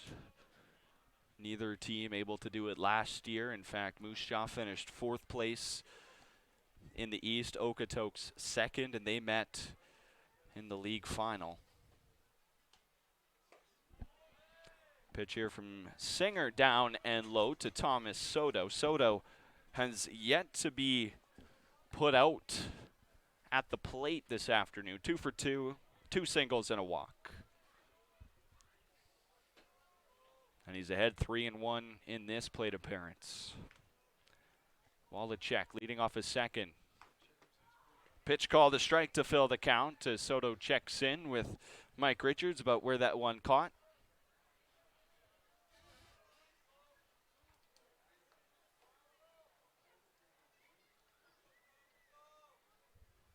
Payoff pitch here to Thomas Soto.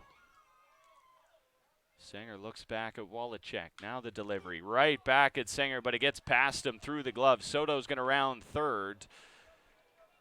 So it's an RBI single for Soto. Wallachek came across the score.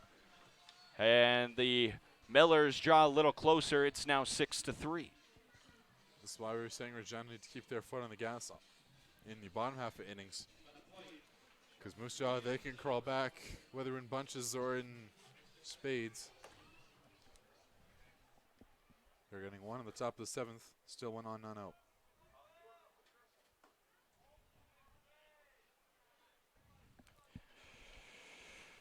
Soto now 3 for 3 on the afternoon. Add an RBI to his total as well. And now comes in William Edwards. He's only 1 for 2. He's also struck out. Got a Soto nearly picked off by Brady Bye after the pitch.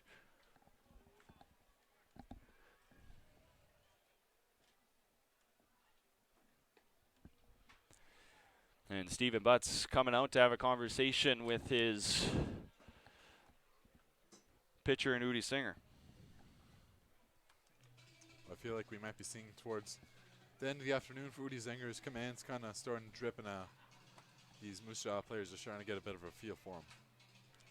Looking down at the Regina bullpen, I believe it's hard to see down there. I want to say Chris Spry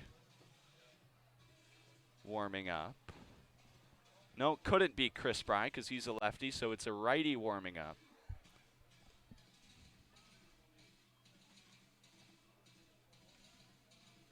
Potentially Landon Riley warming up. It would be his first appearance in a Red Sox uniform. No, it is not Landon Riley. It's David Hankins, the righty from Katy, Texas. Runner goes, pitch called a strike. No throw over to second as, Soto advances. No throw. It seemed like Bye didn't even want to try to throw him out, as this one hits Edwards now, and there's 2 runners on. And now we've seen 2 hit batters this inning, and that's going to spell the night for Xander Udi Singer. Good first 3. This last inning has really gotten away from him, and they'll make the call to the pen. So into the ball game is David Hankins. We'll let him warm up and take a short break here on Flow Sports. Stay with us. We are in tune for a good afternoon of baseball to finish things out here on Flow Sports.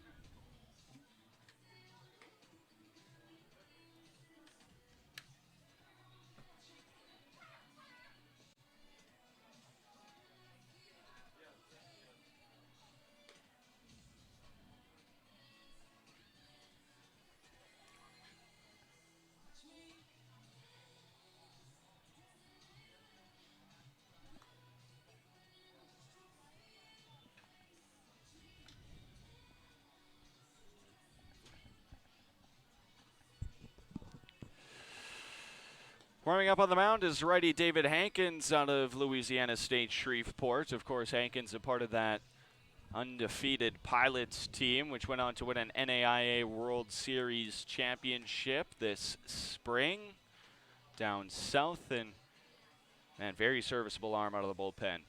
Making his 8th appearance of the year out of the pen. 2.45 ERA, one of the better out of the Regina Red Sox relievers. Got a 2-1 record, a save to his name, 14-7 strikeout to walk. His last appearance against Moose Jaw on the 9th of July. In a 7-4 win, he allowed a run over 2 2/3, including 2 hits, a walk, and putting away 2 on his own.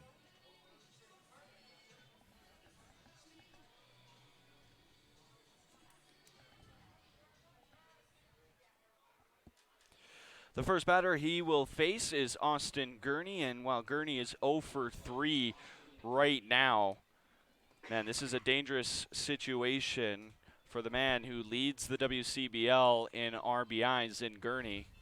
2 runners on, no outs for the Millers.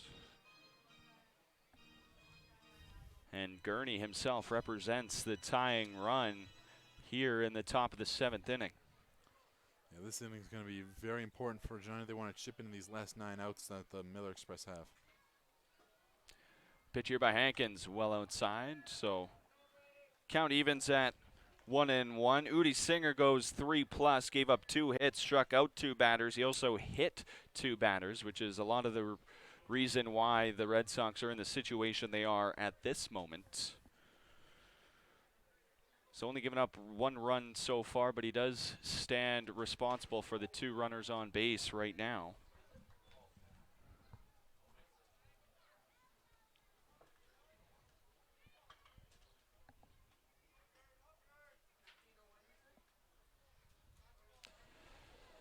Near capacity crowd here at Curry Field, over 1,500 making their way here to cheer on the Red Sox. Pitch outside from Hankins moves the count to 3-1.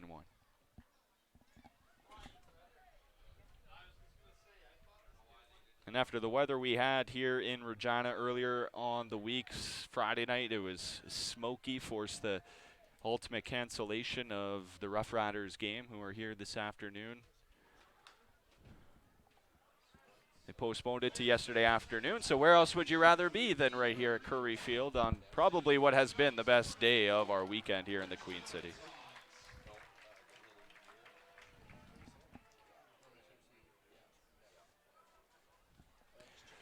Hankins able to work the count back to 3-2. 2 runners on.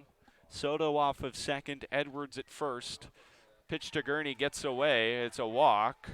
Soto's going to round third. He slips as he was thinking about trying to steal a run on the wild pitch walk. Well, it certainly would have been a crazy decision if he would have made it. He's lucky that that ball went as far as it did, because the way he slipped, he could have very been easily called out. Just the 8th batter that Hankins has walked to this point in the season. So he's given up about 1 per outing.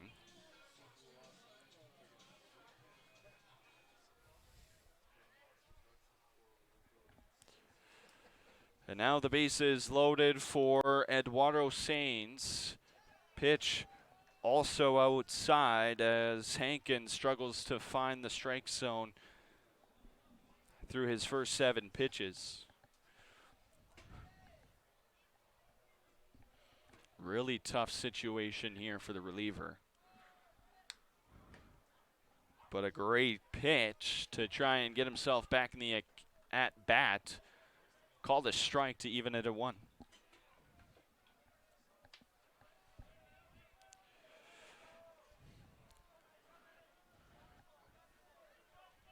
The tying run now on base for Moose Jaw, who are down 6-3. Pitch from Hankins, check swing. Did not go, says Brett Fleck over there at first. So ball number 2. Great block back there by Brady Bye. Saves a run, likely.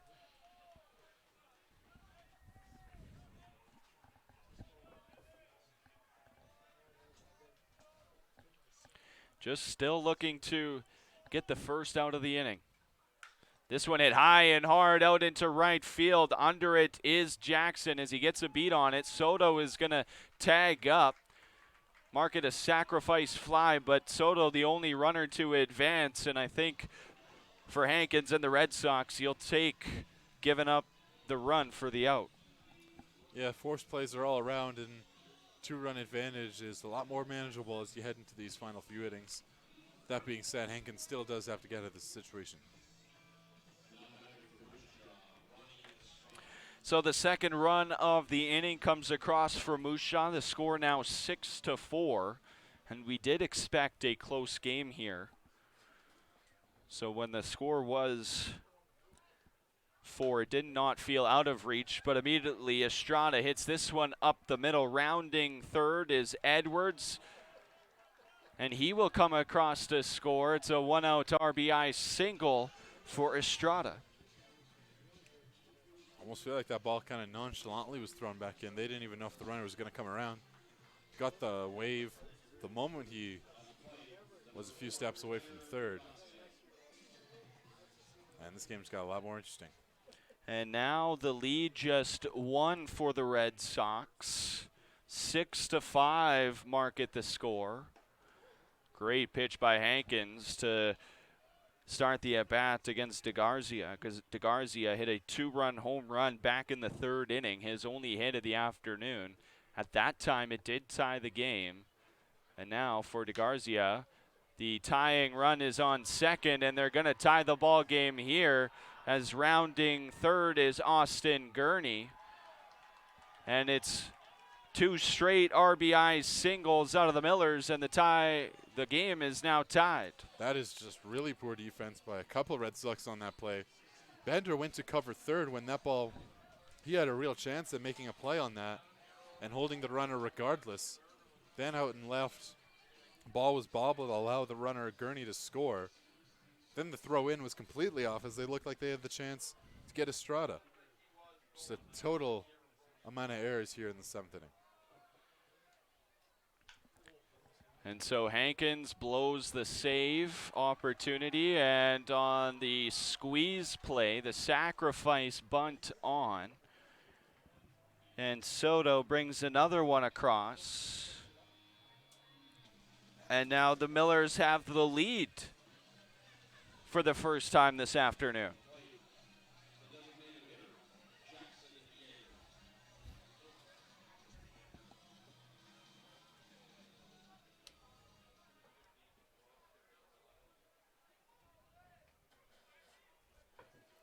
Things really going from bad to worse here for the Sox. Hankins just cannot hit the zone.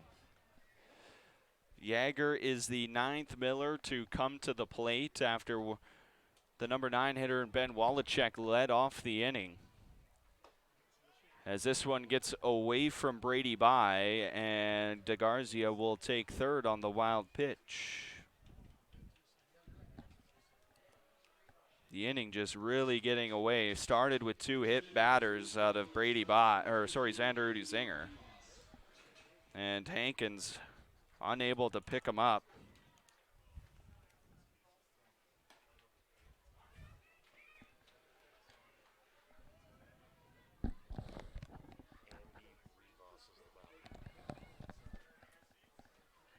There was a pinch hitter here.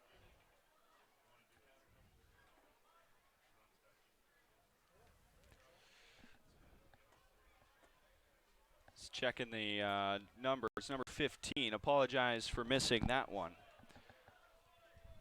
That one also called a ball, so it is ball number 3, and the count is 3-1. Looks like they got Andy Rivas into the game. There's a called strike now. So the count full.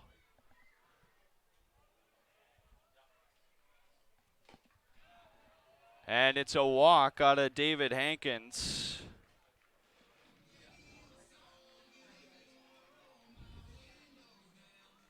And there's runners on the corners for Ben Wallachek as the Millers bat around. Not what Hankins was kind of looking for. Still no one getting loose in the Red Sox pen, and Stephen Butts has not made his way out to talk to his reliever.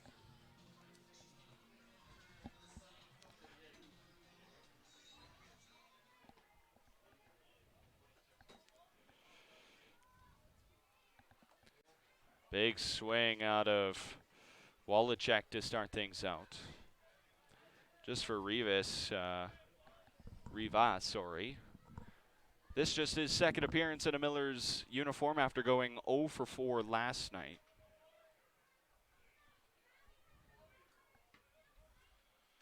Wallachek led off the inning with a hit by pitch, stole a base, and then came across to score on the Thomas Soto RBI single, which kick-started the Millers' big inning to this point.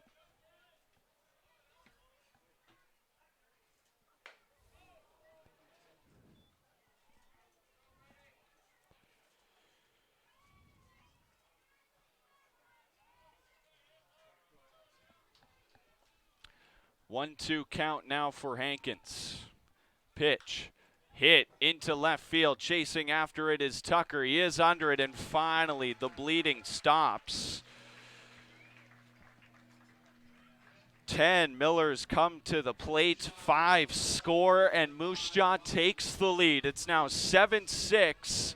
We'll stretch here at Curry Field. We're in for an exciting finish. We'll be right back on Flow Sports.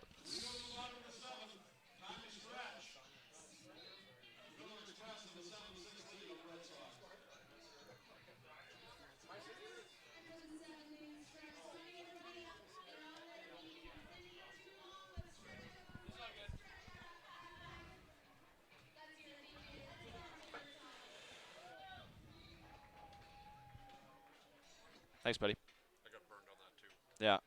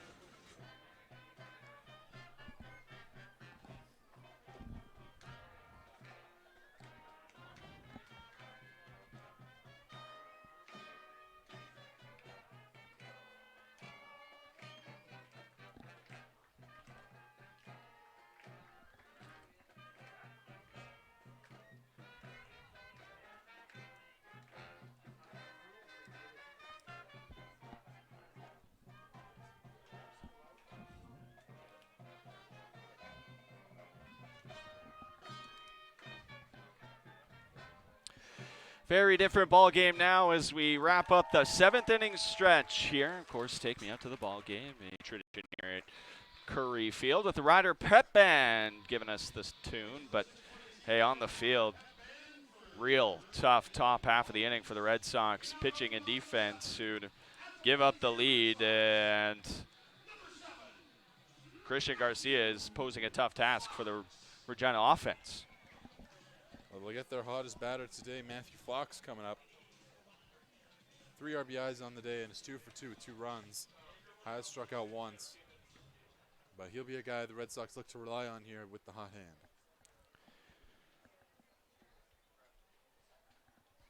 Garcia has given up just 1 hit, and it was to the first batter he saw of the ball game, and Jacob Steele since then has sent down 6 straight Red Sox. And Matthew Fox just tied this ball game.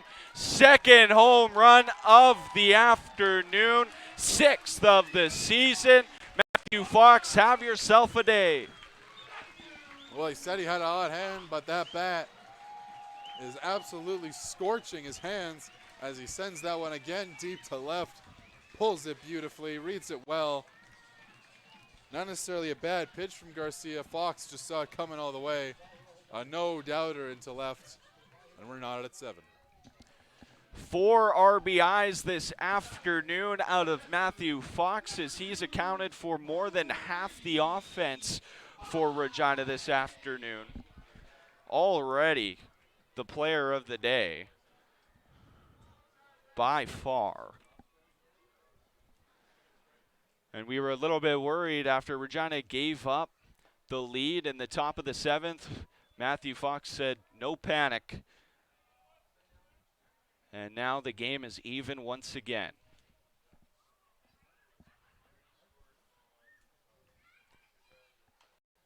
Brady Bye fouls this one off. He hit a home run back in the 5th, a 2-run shot, which made the lead 4 for Regina. 3 home runs out of the Regina side. 1 out of the Moose Jaw side, but this one's popped up in the infield. Under it is the first baseman, Austin Gurney, who makes the grab for out number 1. And after the leadoff homer, Matthew Fox. I know it's a leadoff homer, but it's only a 1-run scoring play, so Moose Jaw just looking to calm themselves down, recognize that they haven't lost this one just yet. And I think that first out's going to go a long way. And now is Jacob Steele, 2 for 3 afternoon, and he may have another hit here, and it gets past the left fielder, DeGarzia. Steele's going to round first and head to second. A one-out double, and there's a runner in scoring position for Regina. The go-ahead run now on base. Now, it doesn't feel like the foot's gone on the gas pedal. It feels like someone's just dropped a cinder block on it, and the car's going straight up. Steele gets a look at the first pitch he sees and whips it right into left.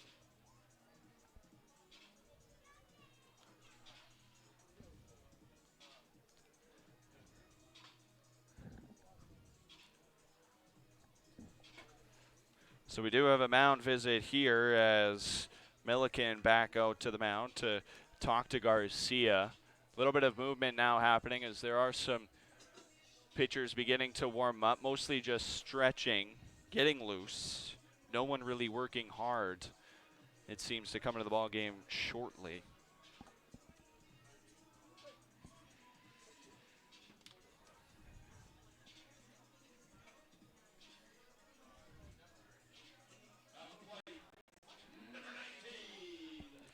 So things continue. Riley Bender up now. Bender 1 for 3 on the afternoon.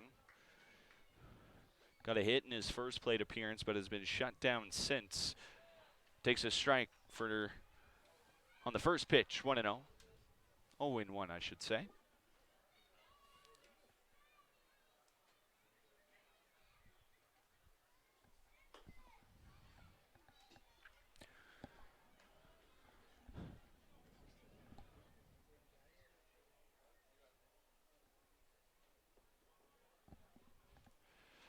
Bender, 1-1 count. Takes it all the way, called the ball. So the count moves to 2-1.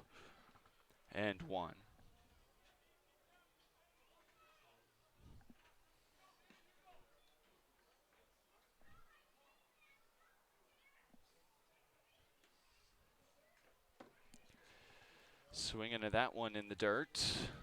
First strike number 2. Evens the count at 2. Jacob Steele over there at second.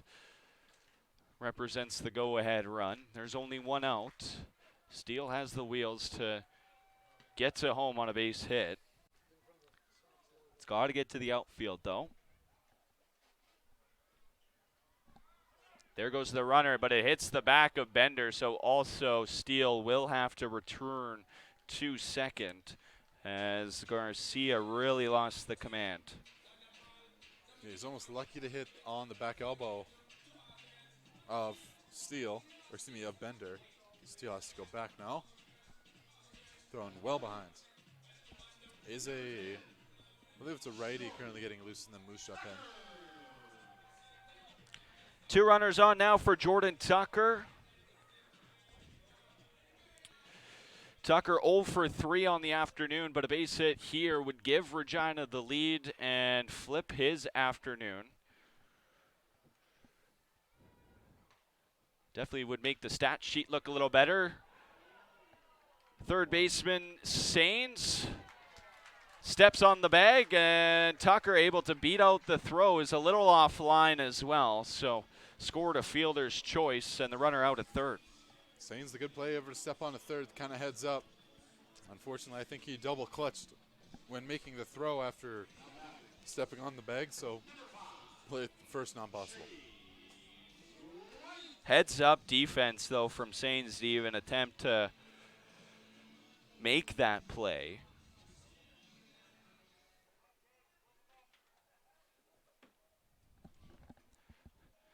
Tucker reaches for the first time this afternoon. 0 for 4, though. And in steps now, and James Wright takes a first pitch strike. Wright also 1 for 3. Now Sam Baker, the only Regina Red Sox who has not been standing on a base pad, is Wright rips this one into left field. That's going to get down for extra bases. Rounding third is Bender. He comes across.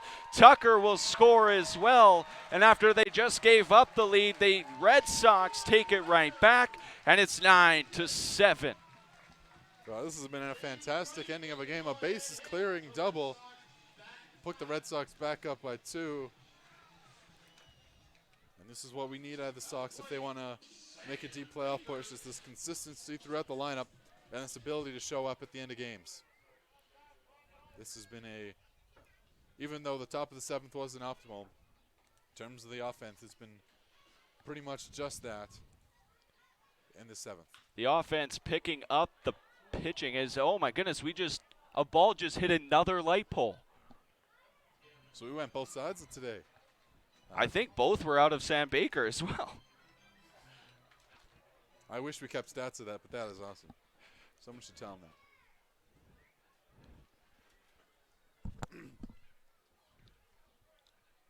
Baker has been set down in the batter's box each time he's come to the plate. 0 for 3. But he gets a hit here. That one into right field. That's going to drop in front of Estrada. They'll hold up the runner right at third. Runners on the corners, 2 outs, and Sam Baker breaks his 0 for 3 night, 1 for 4. They'll bring it back to the top of the order, but Wright going around third. He was given the sign initially to send it over to home. Thrown at the stop sign pretty late and has to hold up. So top of the order up now, Ian Mott's up. Mott's 1 for 3, hit a triple back in the 3rd inning, walked in the 5th. He's popped up and flied out as well. And it appears we may get a pitching change here onto the Moose Jaw Miller Express as out comes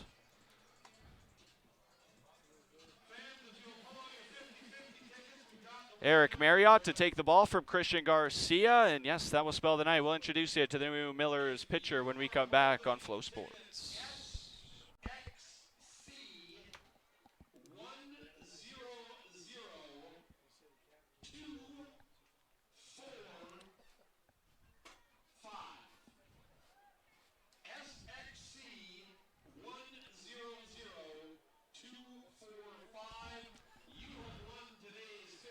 28.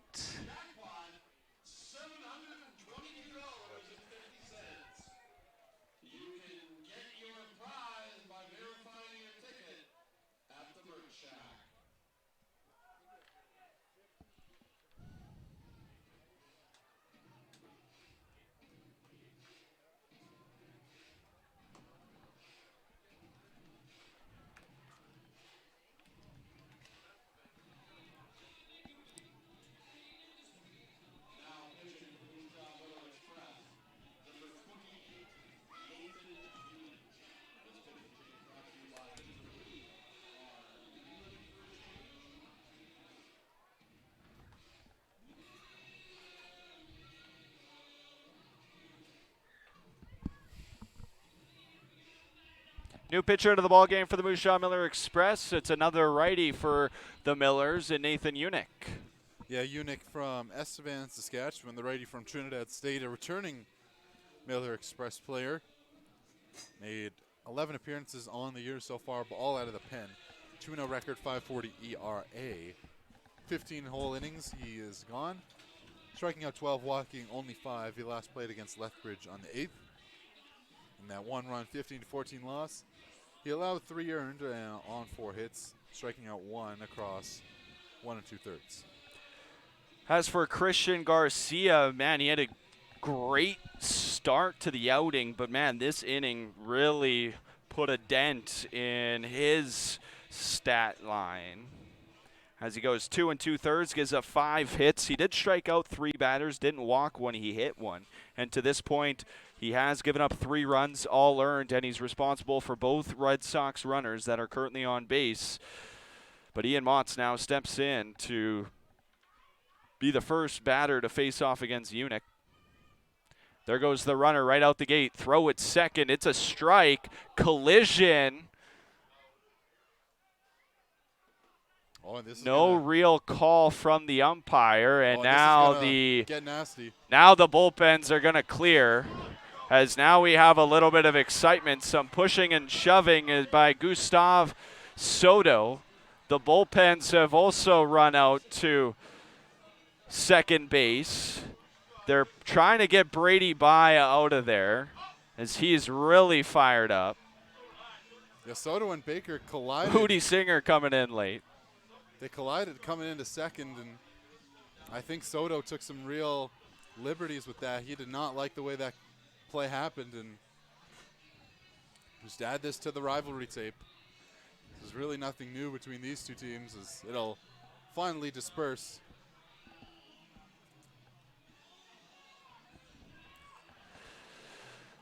We know the emotions can run high between these two teams. We've seen it a time or two before as their yelling and shouting continues as the players walk back. Xander Udi Singer now really giving it to Gustav Soto. Someone just got ejected. The third base umpire just made the sign, and if anyone was wondering, the call was out at second. So it is a caught stealing of Sam Baker.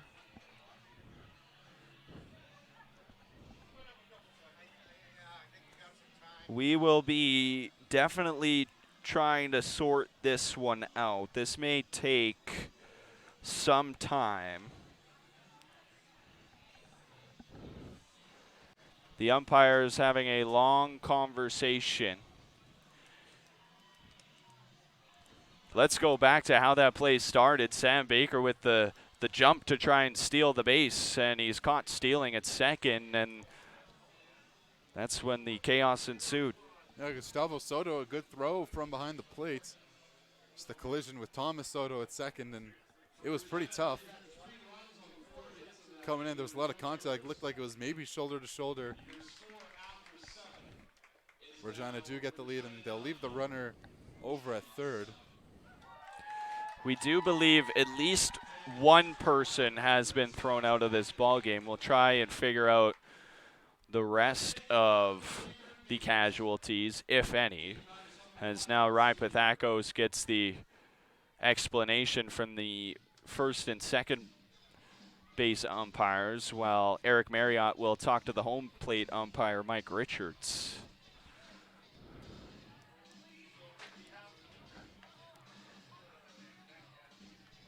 We would take a break, but still intriguing here. Let's take a short break here and try to sort things out when we come back.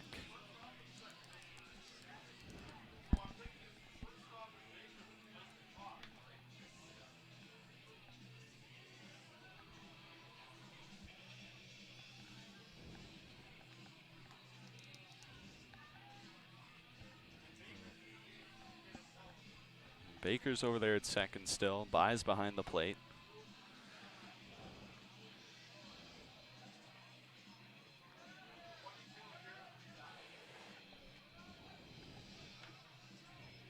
I suppose Baker was the DH. I think Baker's getting the gate.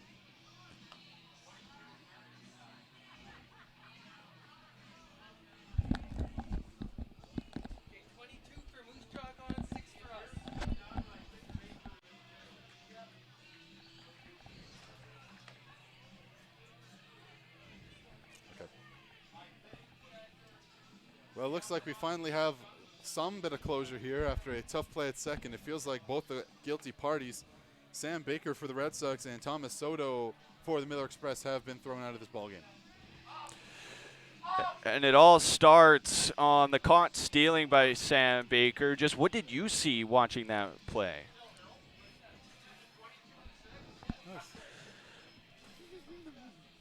Haven't seen much of that so far here at Curry Field this season. So with Soto out of the ball game, Pacey Phillips walks in. We assume Phillips will take over at shortstop. He is listed, however, as an outfielder.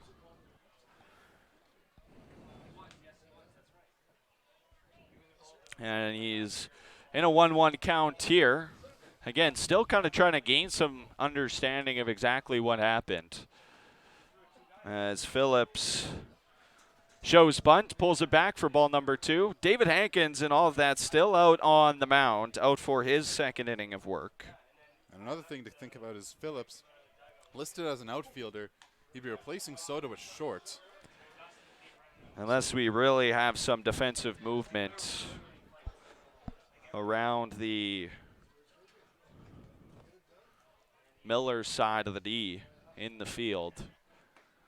Called strike there out of Hankins, fills the count at 3-2. The crowd gives a little bit of a cheer, as I feel like maybe they got a little bit out of their feet. The excitement brewing. It is a close ball game. Still 9-7 as Phillips fouls this one off. Yeah, I don't think it's just the crowd. I think it's both dugouts, really. They've been a lot more vocal, not necessarily in a chirping way, just in a vocal way. They're just talking to their players after every pitch. They're clapping, they're giving their gratitude. These teams still play another 4 times. Phillips bounces it up the middle. Matthew Fox plays it on a couple hops after it goes over the second base bag, and he throws out Phillips. And the Millers down to their last 5 outs in this one. It's not a bad last 5 outs, but it is still the last, as feels like Hankins is starting to settle back into this one after giving up 5 in the last inning.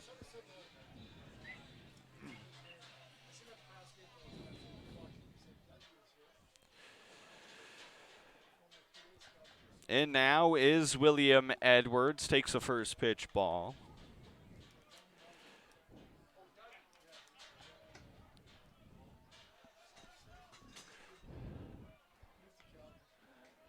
There is an arm warming up for the Red Sox out in right field. Great pitch out of Hankins there, though, for strike number 1. On deck is Austin Gurney. Edwards this afternoon, 1 for 3, was hit by a pitch last time up and then came across to score. This one gets away from by. No damage done, no one on base. The run that Edwards represented at the time drew Mushaw in within 1. Great pitch by Hankins. Strike number 2. Fastball low and away. Catches the black. Yeah, and fools Edmonds. He thought that one a little bit towards the outside, but that's just good velocity. 2-2 pitch. Fouled off by Edwards. Stays alive. There is not a single player in the dugout not on their feet, either side or for either team. We were already in for an exciting finish. The extracurriculars adding to the temperature of this ball game.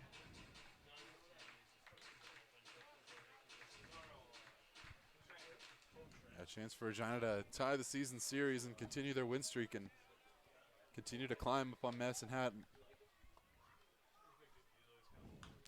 Popped into foul territory. He's going to get over the screen and land just in front of us in the broadcast booth. 3 straight foul balls out of Edwards as he really works a battle here.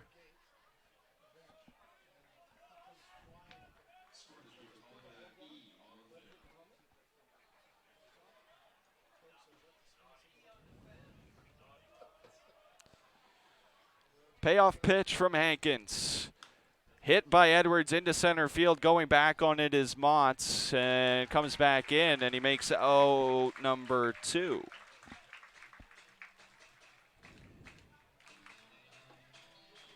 And now Regina just really, sorry, go ahead. No, it's all you. Now I was going to say Regina really have locked things down defensively from outfield to infield. Hankins is starting to hit the zone a little bit more, and this will be the first big test here as he settles into this one. Austin Gurney, 0 for 3 on the afternoon to this point.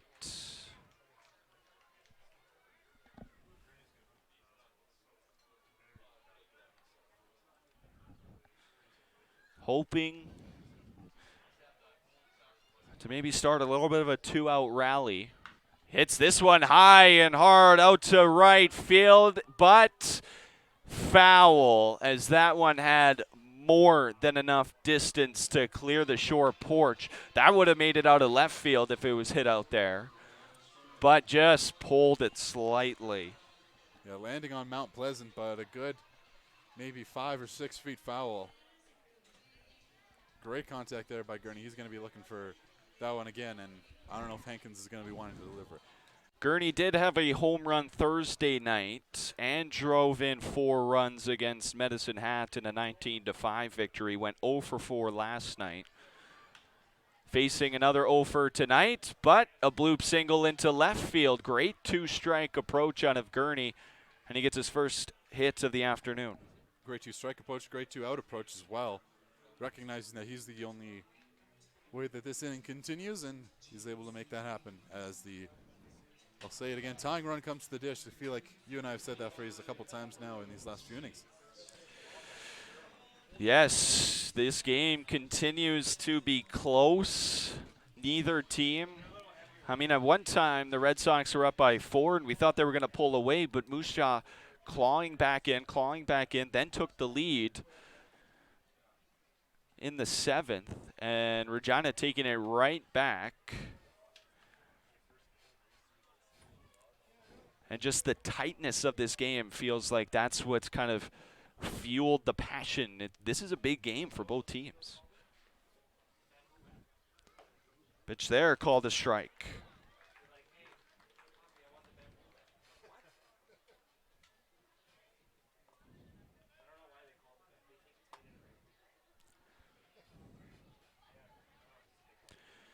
Sains 0 for 3 on the afternoon.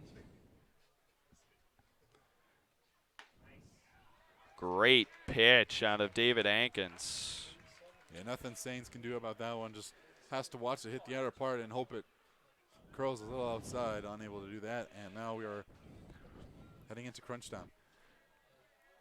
1-2 pitch. Sains in jeopardy of ending an 8-game hit streak. Makes contact here into right field. Jackson chasing after it. Diving play, and he makes the grab again. 2 diving plays out of the right fielder, Jackson, and the 2-out rally thwarted by Regina. Remains 9-7. Bottom of the 8th upcoming here at Curry Field. An exciting middle part, exciting game, exciting finish yet to come.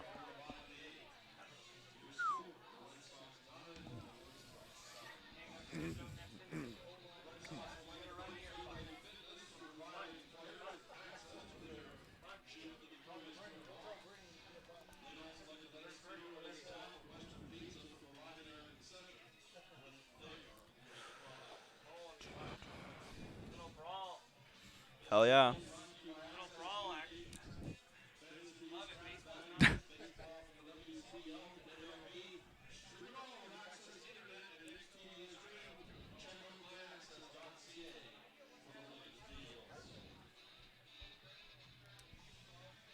Okay, now we just got to figure out what the substitutions are. Yes. So, does he stay? Where is Pacey? Where's Pacey at? Is he at? He's not at short.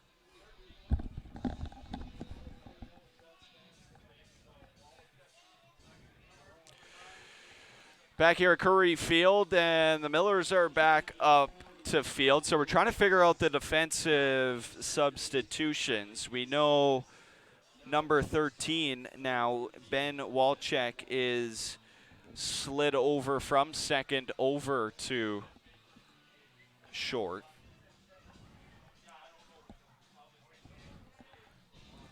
At second, we're trying to figure out who's at second base. Yes, Phillips now has gone to second base after coming in as a pinch hitter for Soto, who had been ejected from the game. So a relatively simple swap of middle infielders as opposed to a complicated change that we thought might happen. So Ian Motts, who was at the plate when Baker was caught stealing at second, back in now. Unick still out there.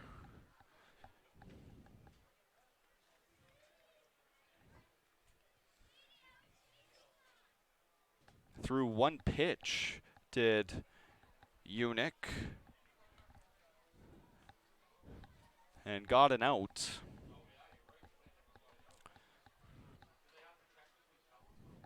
So it's a 2-0 count to Ian Motts. This one popped high, shallow left field. The left fielder, DeGarzia, will call off the shortstop and make the grab for out number 1. At 2-0 count. Monster's kind of swinging away at that one, but just gets a little bit too under it.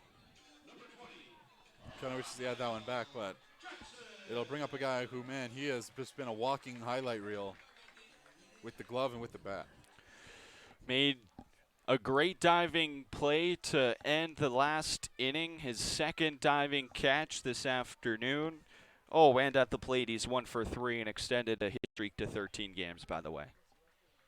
Doing it on both sides this afternoon. Came around to score back in the 5th. He's also been hit by a pitch this afternoon. Otherwise, grounded out to the first baseman in the first inning. Struck out last appearance back in the 6th.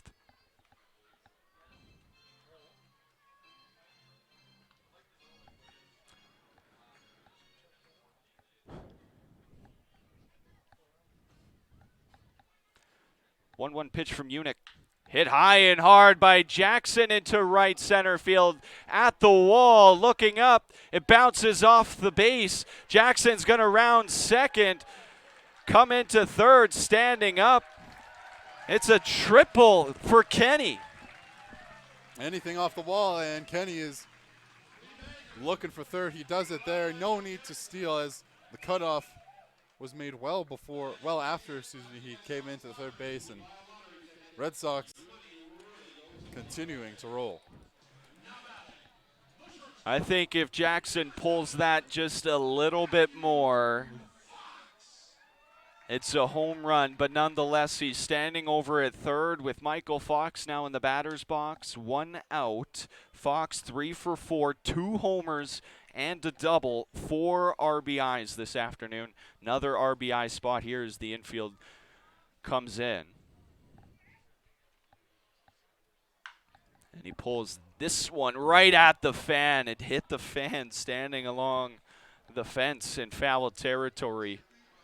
Looks like he's more than okay.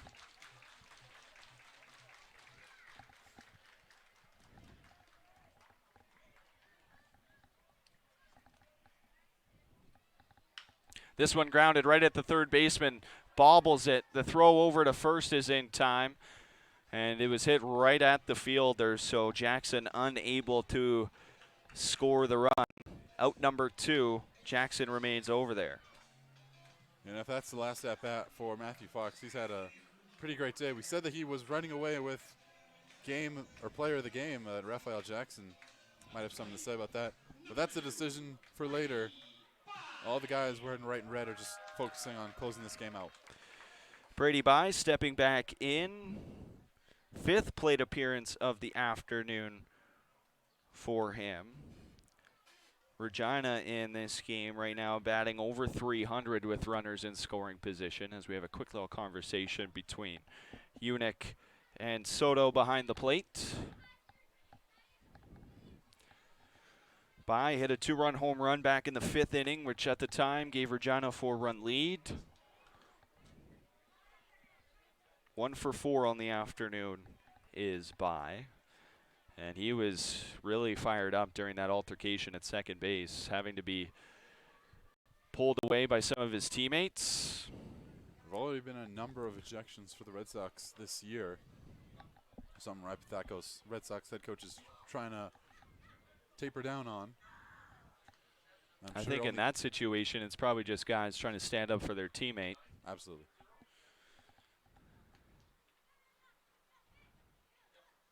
2-1 pitch, low and in the dirt at the feet of Bye, so Bye ahead 3-1. And I think in that past situation, only losing the guy who kind of was the main perpetrator on your side is acceptable. Yeah, you're just happy that it wasn't more than just the 2 main components of that, as Bye takes a strike in there to fill the count.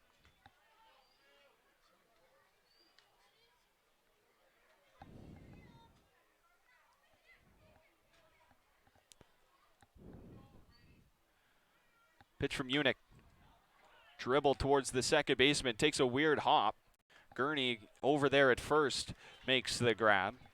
So after all that, we're headed to the 9th inning in a game that has had a little bit of everything. We'll be right back on Flow Sports. 9-7 Red Sox. They look to close it out here. Oh, boy.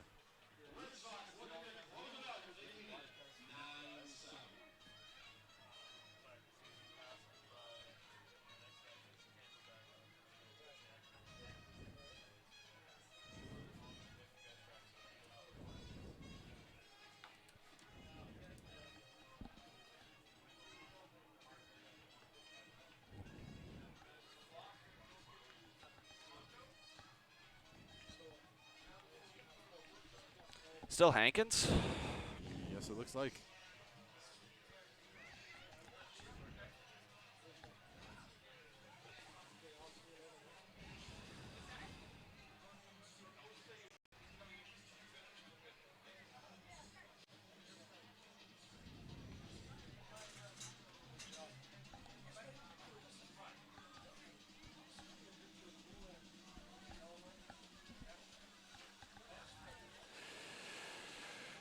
Top of the 9th inning, Moose Jaw down to their last 3 outs in this afternoon. It's a fair, and it's been this game, like I mentioned before we went to the break, this game's had a little bit of everything.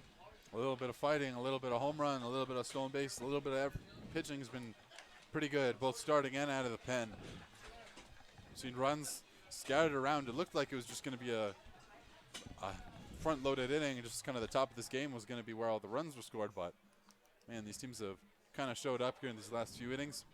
A lot of action, a lot of energy, and Moose Jaw, they're going to need some guys to show up here in this last 3. Robert Estrada, Tana DeGarzia, and Gustavo Soto that due up for the Millers here. Last 3 outs. Now these 3 batters combined this afternoon do have 5 hits. So if there was a part of the lineup to draw even, it is this part that may be the ones to do it. The 5, 6, 7 hitters have actually been the best hitters for the Millers this afternoon. The top of the order with Soto, he did have 3 hits, but you know, you expect the 2, 3, 4 hitters to really make some damage. They just haven't done that this afternoon. And not really something you expected out of a Moose Jaw team that has usually won their games from the top of the order, scoring all these runs. And here we are, another close game, Regina and Moose Jaw. 3-1 pitch from Hankins, fouled off the ankle of Estrada, and he is down right now. That one was hard off the bat and direct to the foot. Estrada's going to need a second to walk that one off. Looks like it hit off the inside ankle facing towards the pitcher, that left one for the righty. He looks very uncomfortable right now.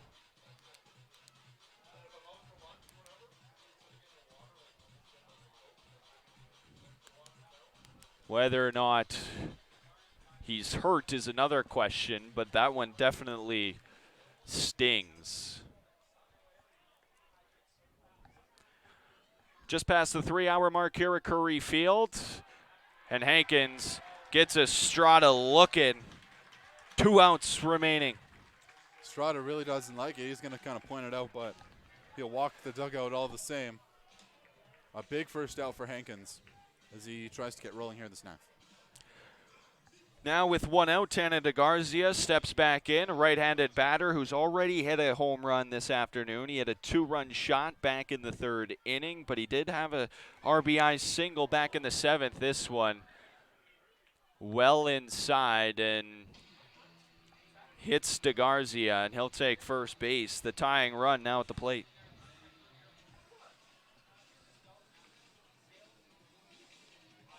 I think this one really just got away.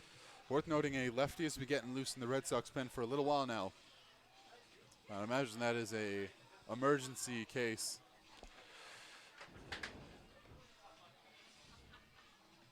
The double play opportunity still in the cards. Is that Bank or Chris Spry out there? Hankins right now is in line for the win, after he blew a hold opportunity already. Ball's in the dirt. Doesn't get too far away from Brady Bye, though, and count moves to 1-1.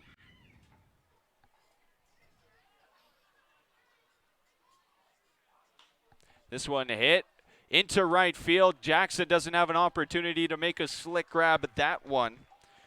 And now the tying run is on base for Moose Jaw.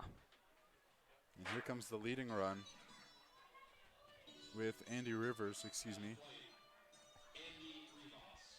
Rivas. Came in as a pinch hitter back in the 7th and drew a walk as he took over the DH spot. So 0 for 0 by default.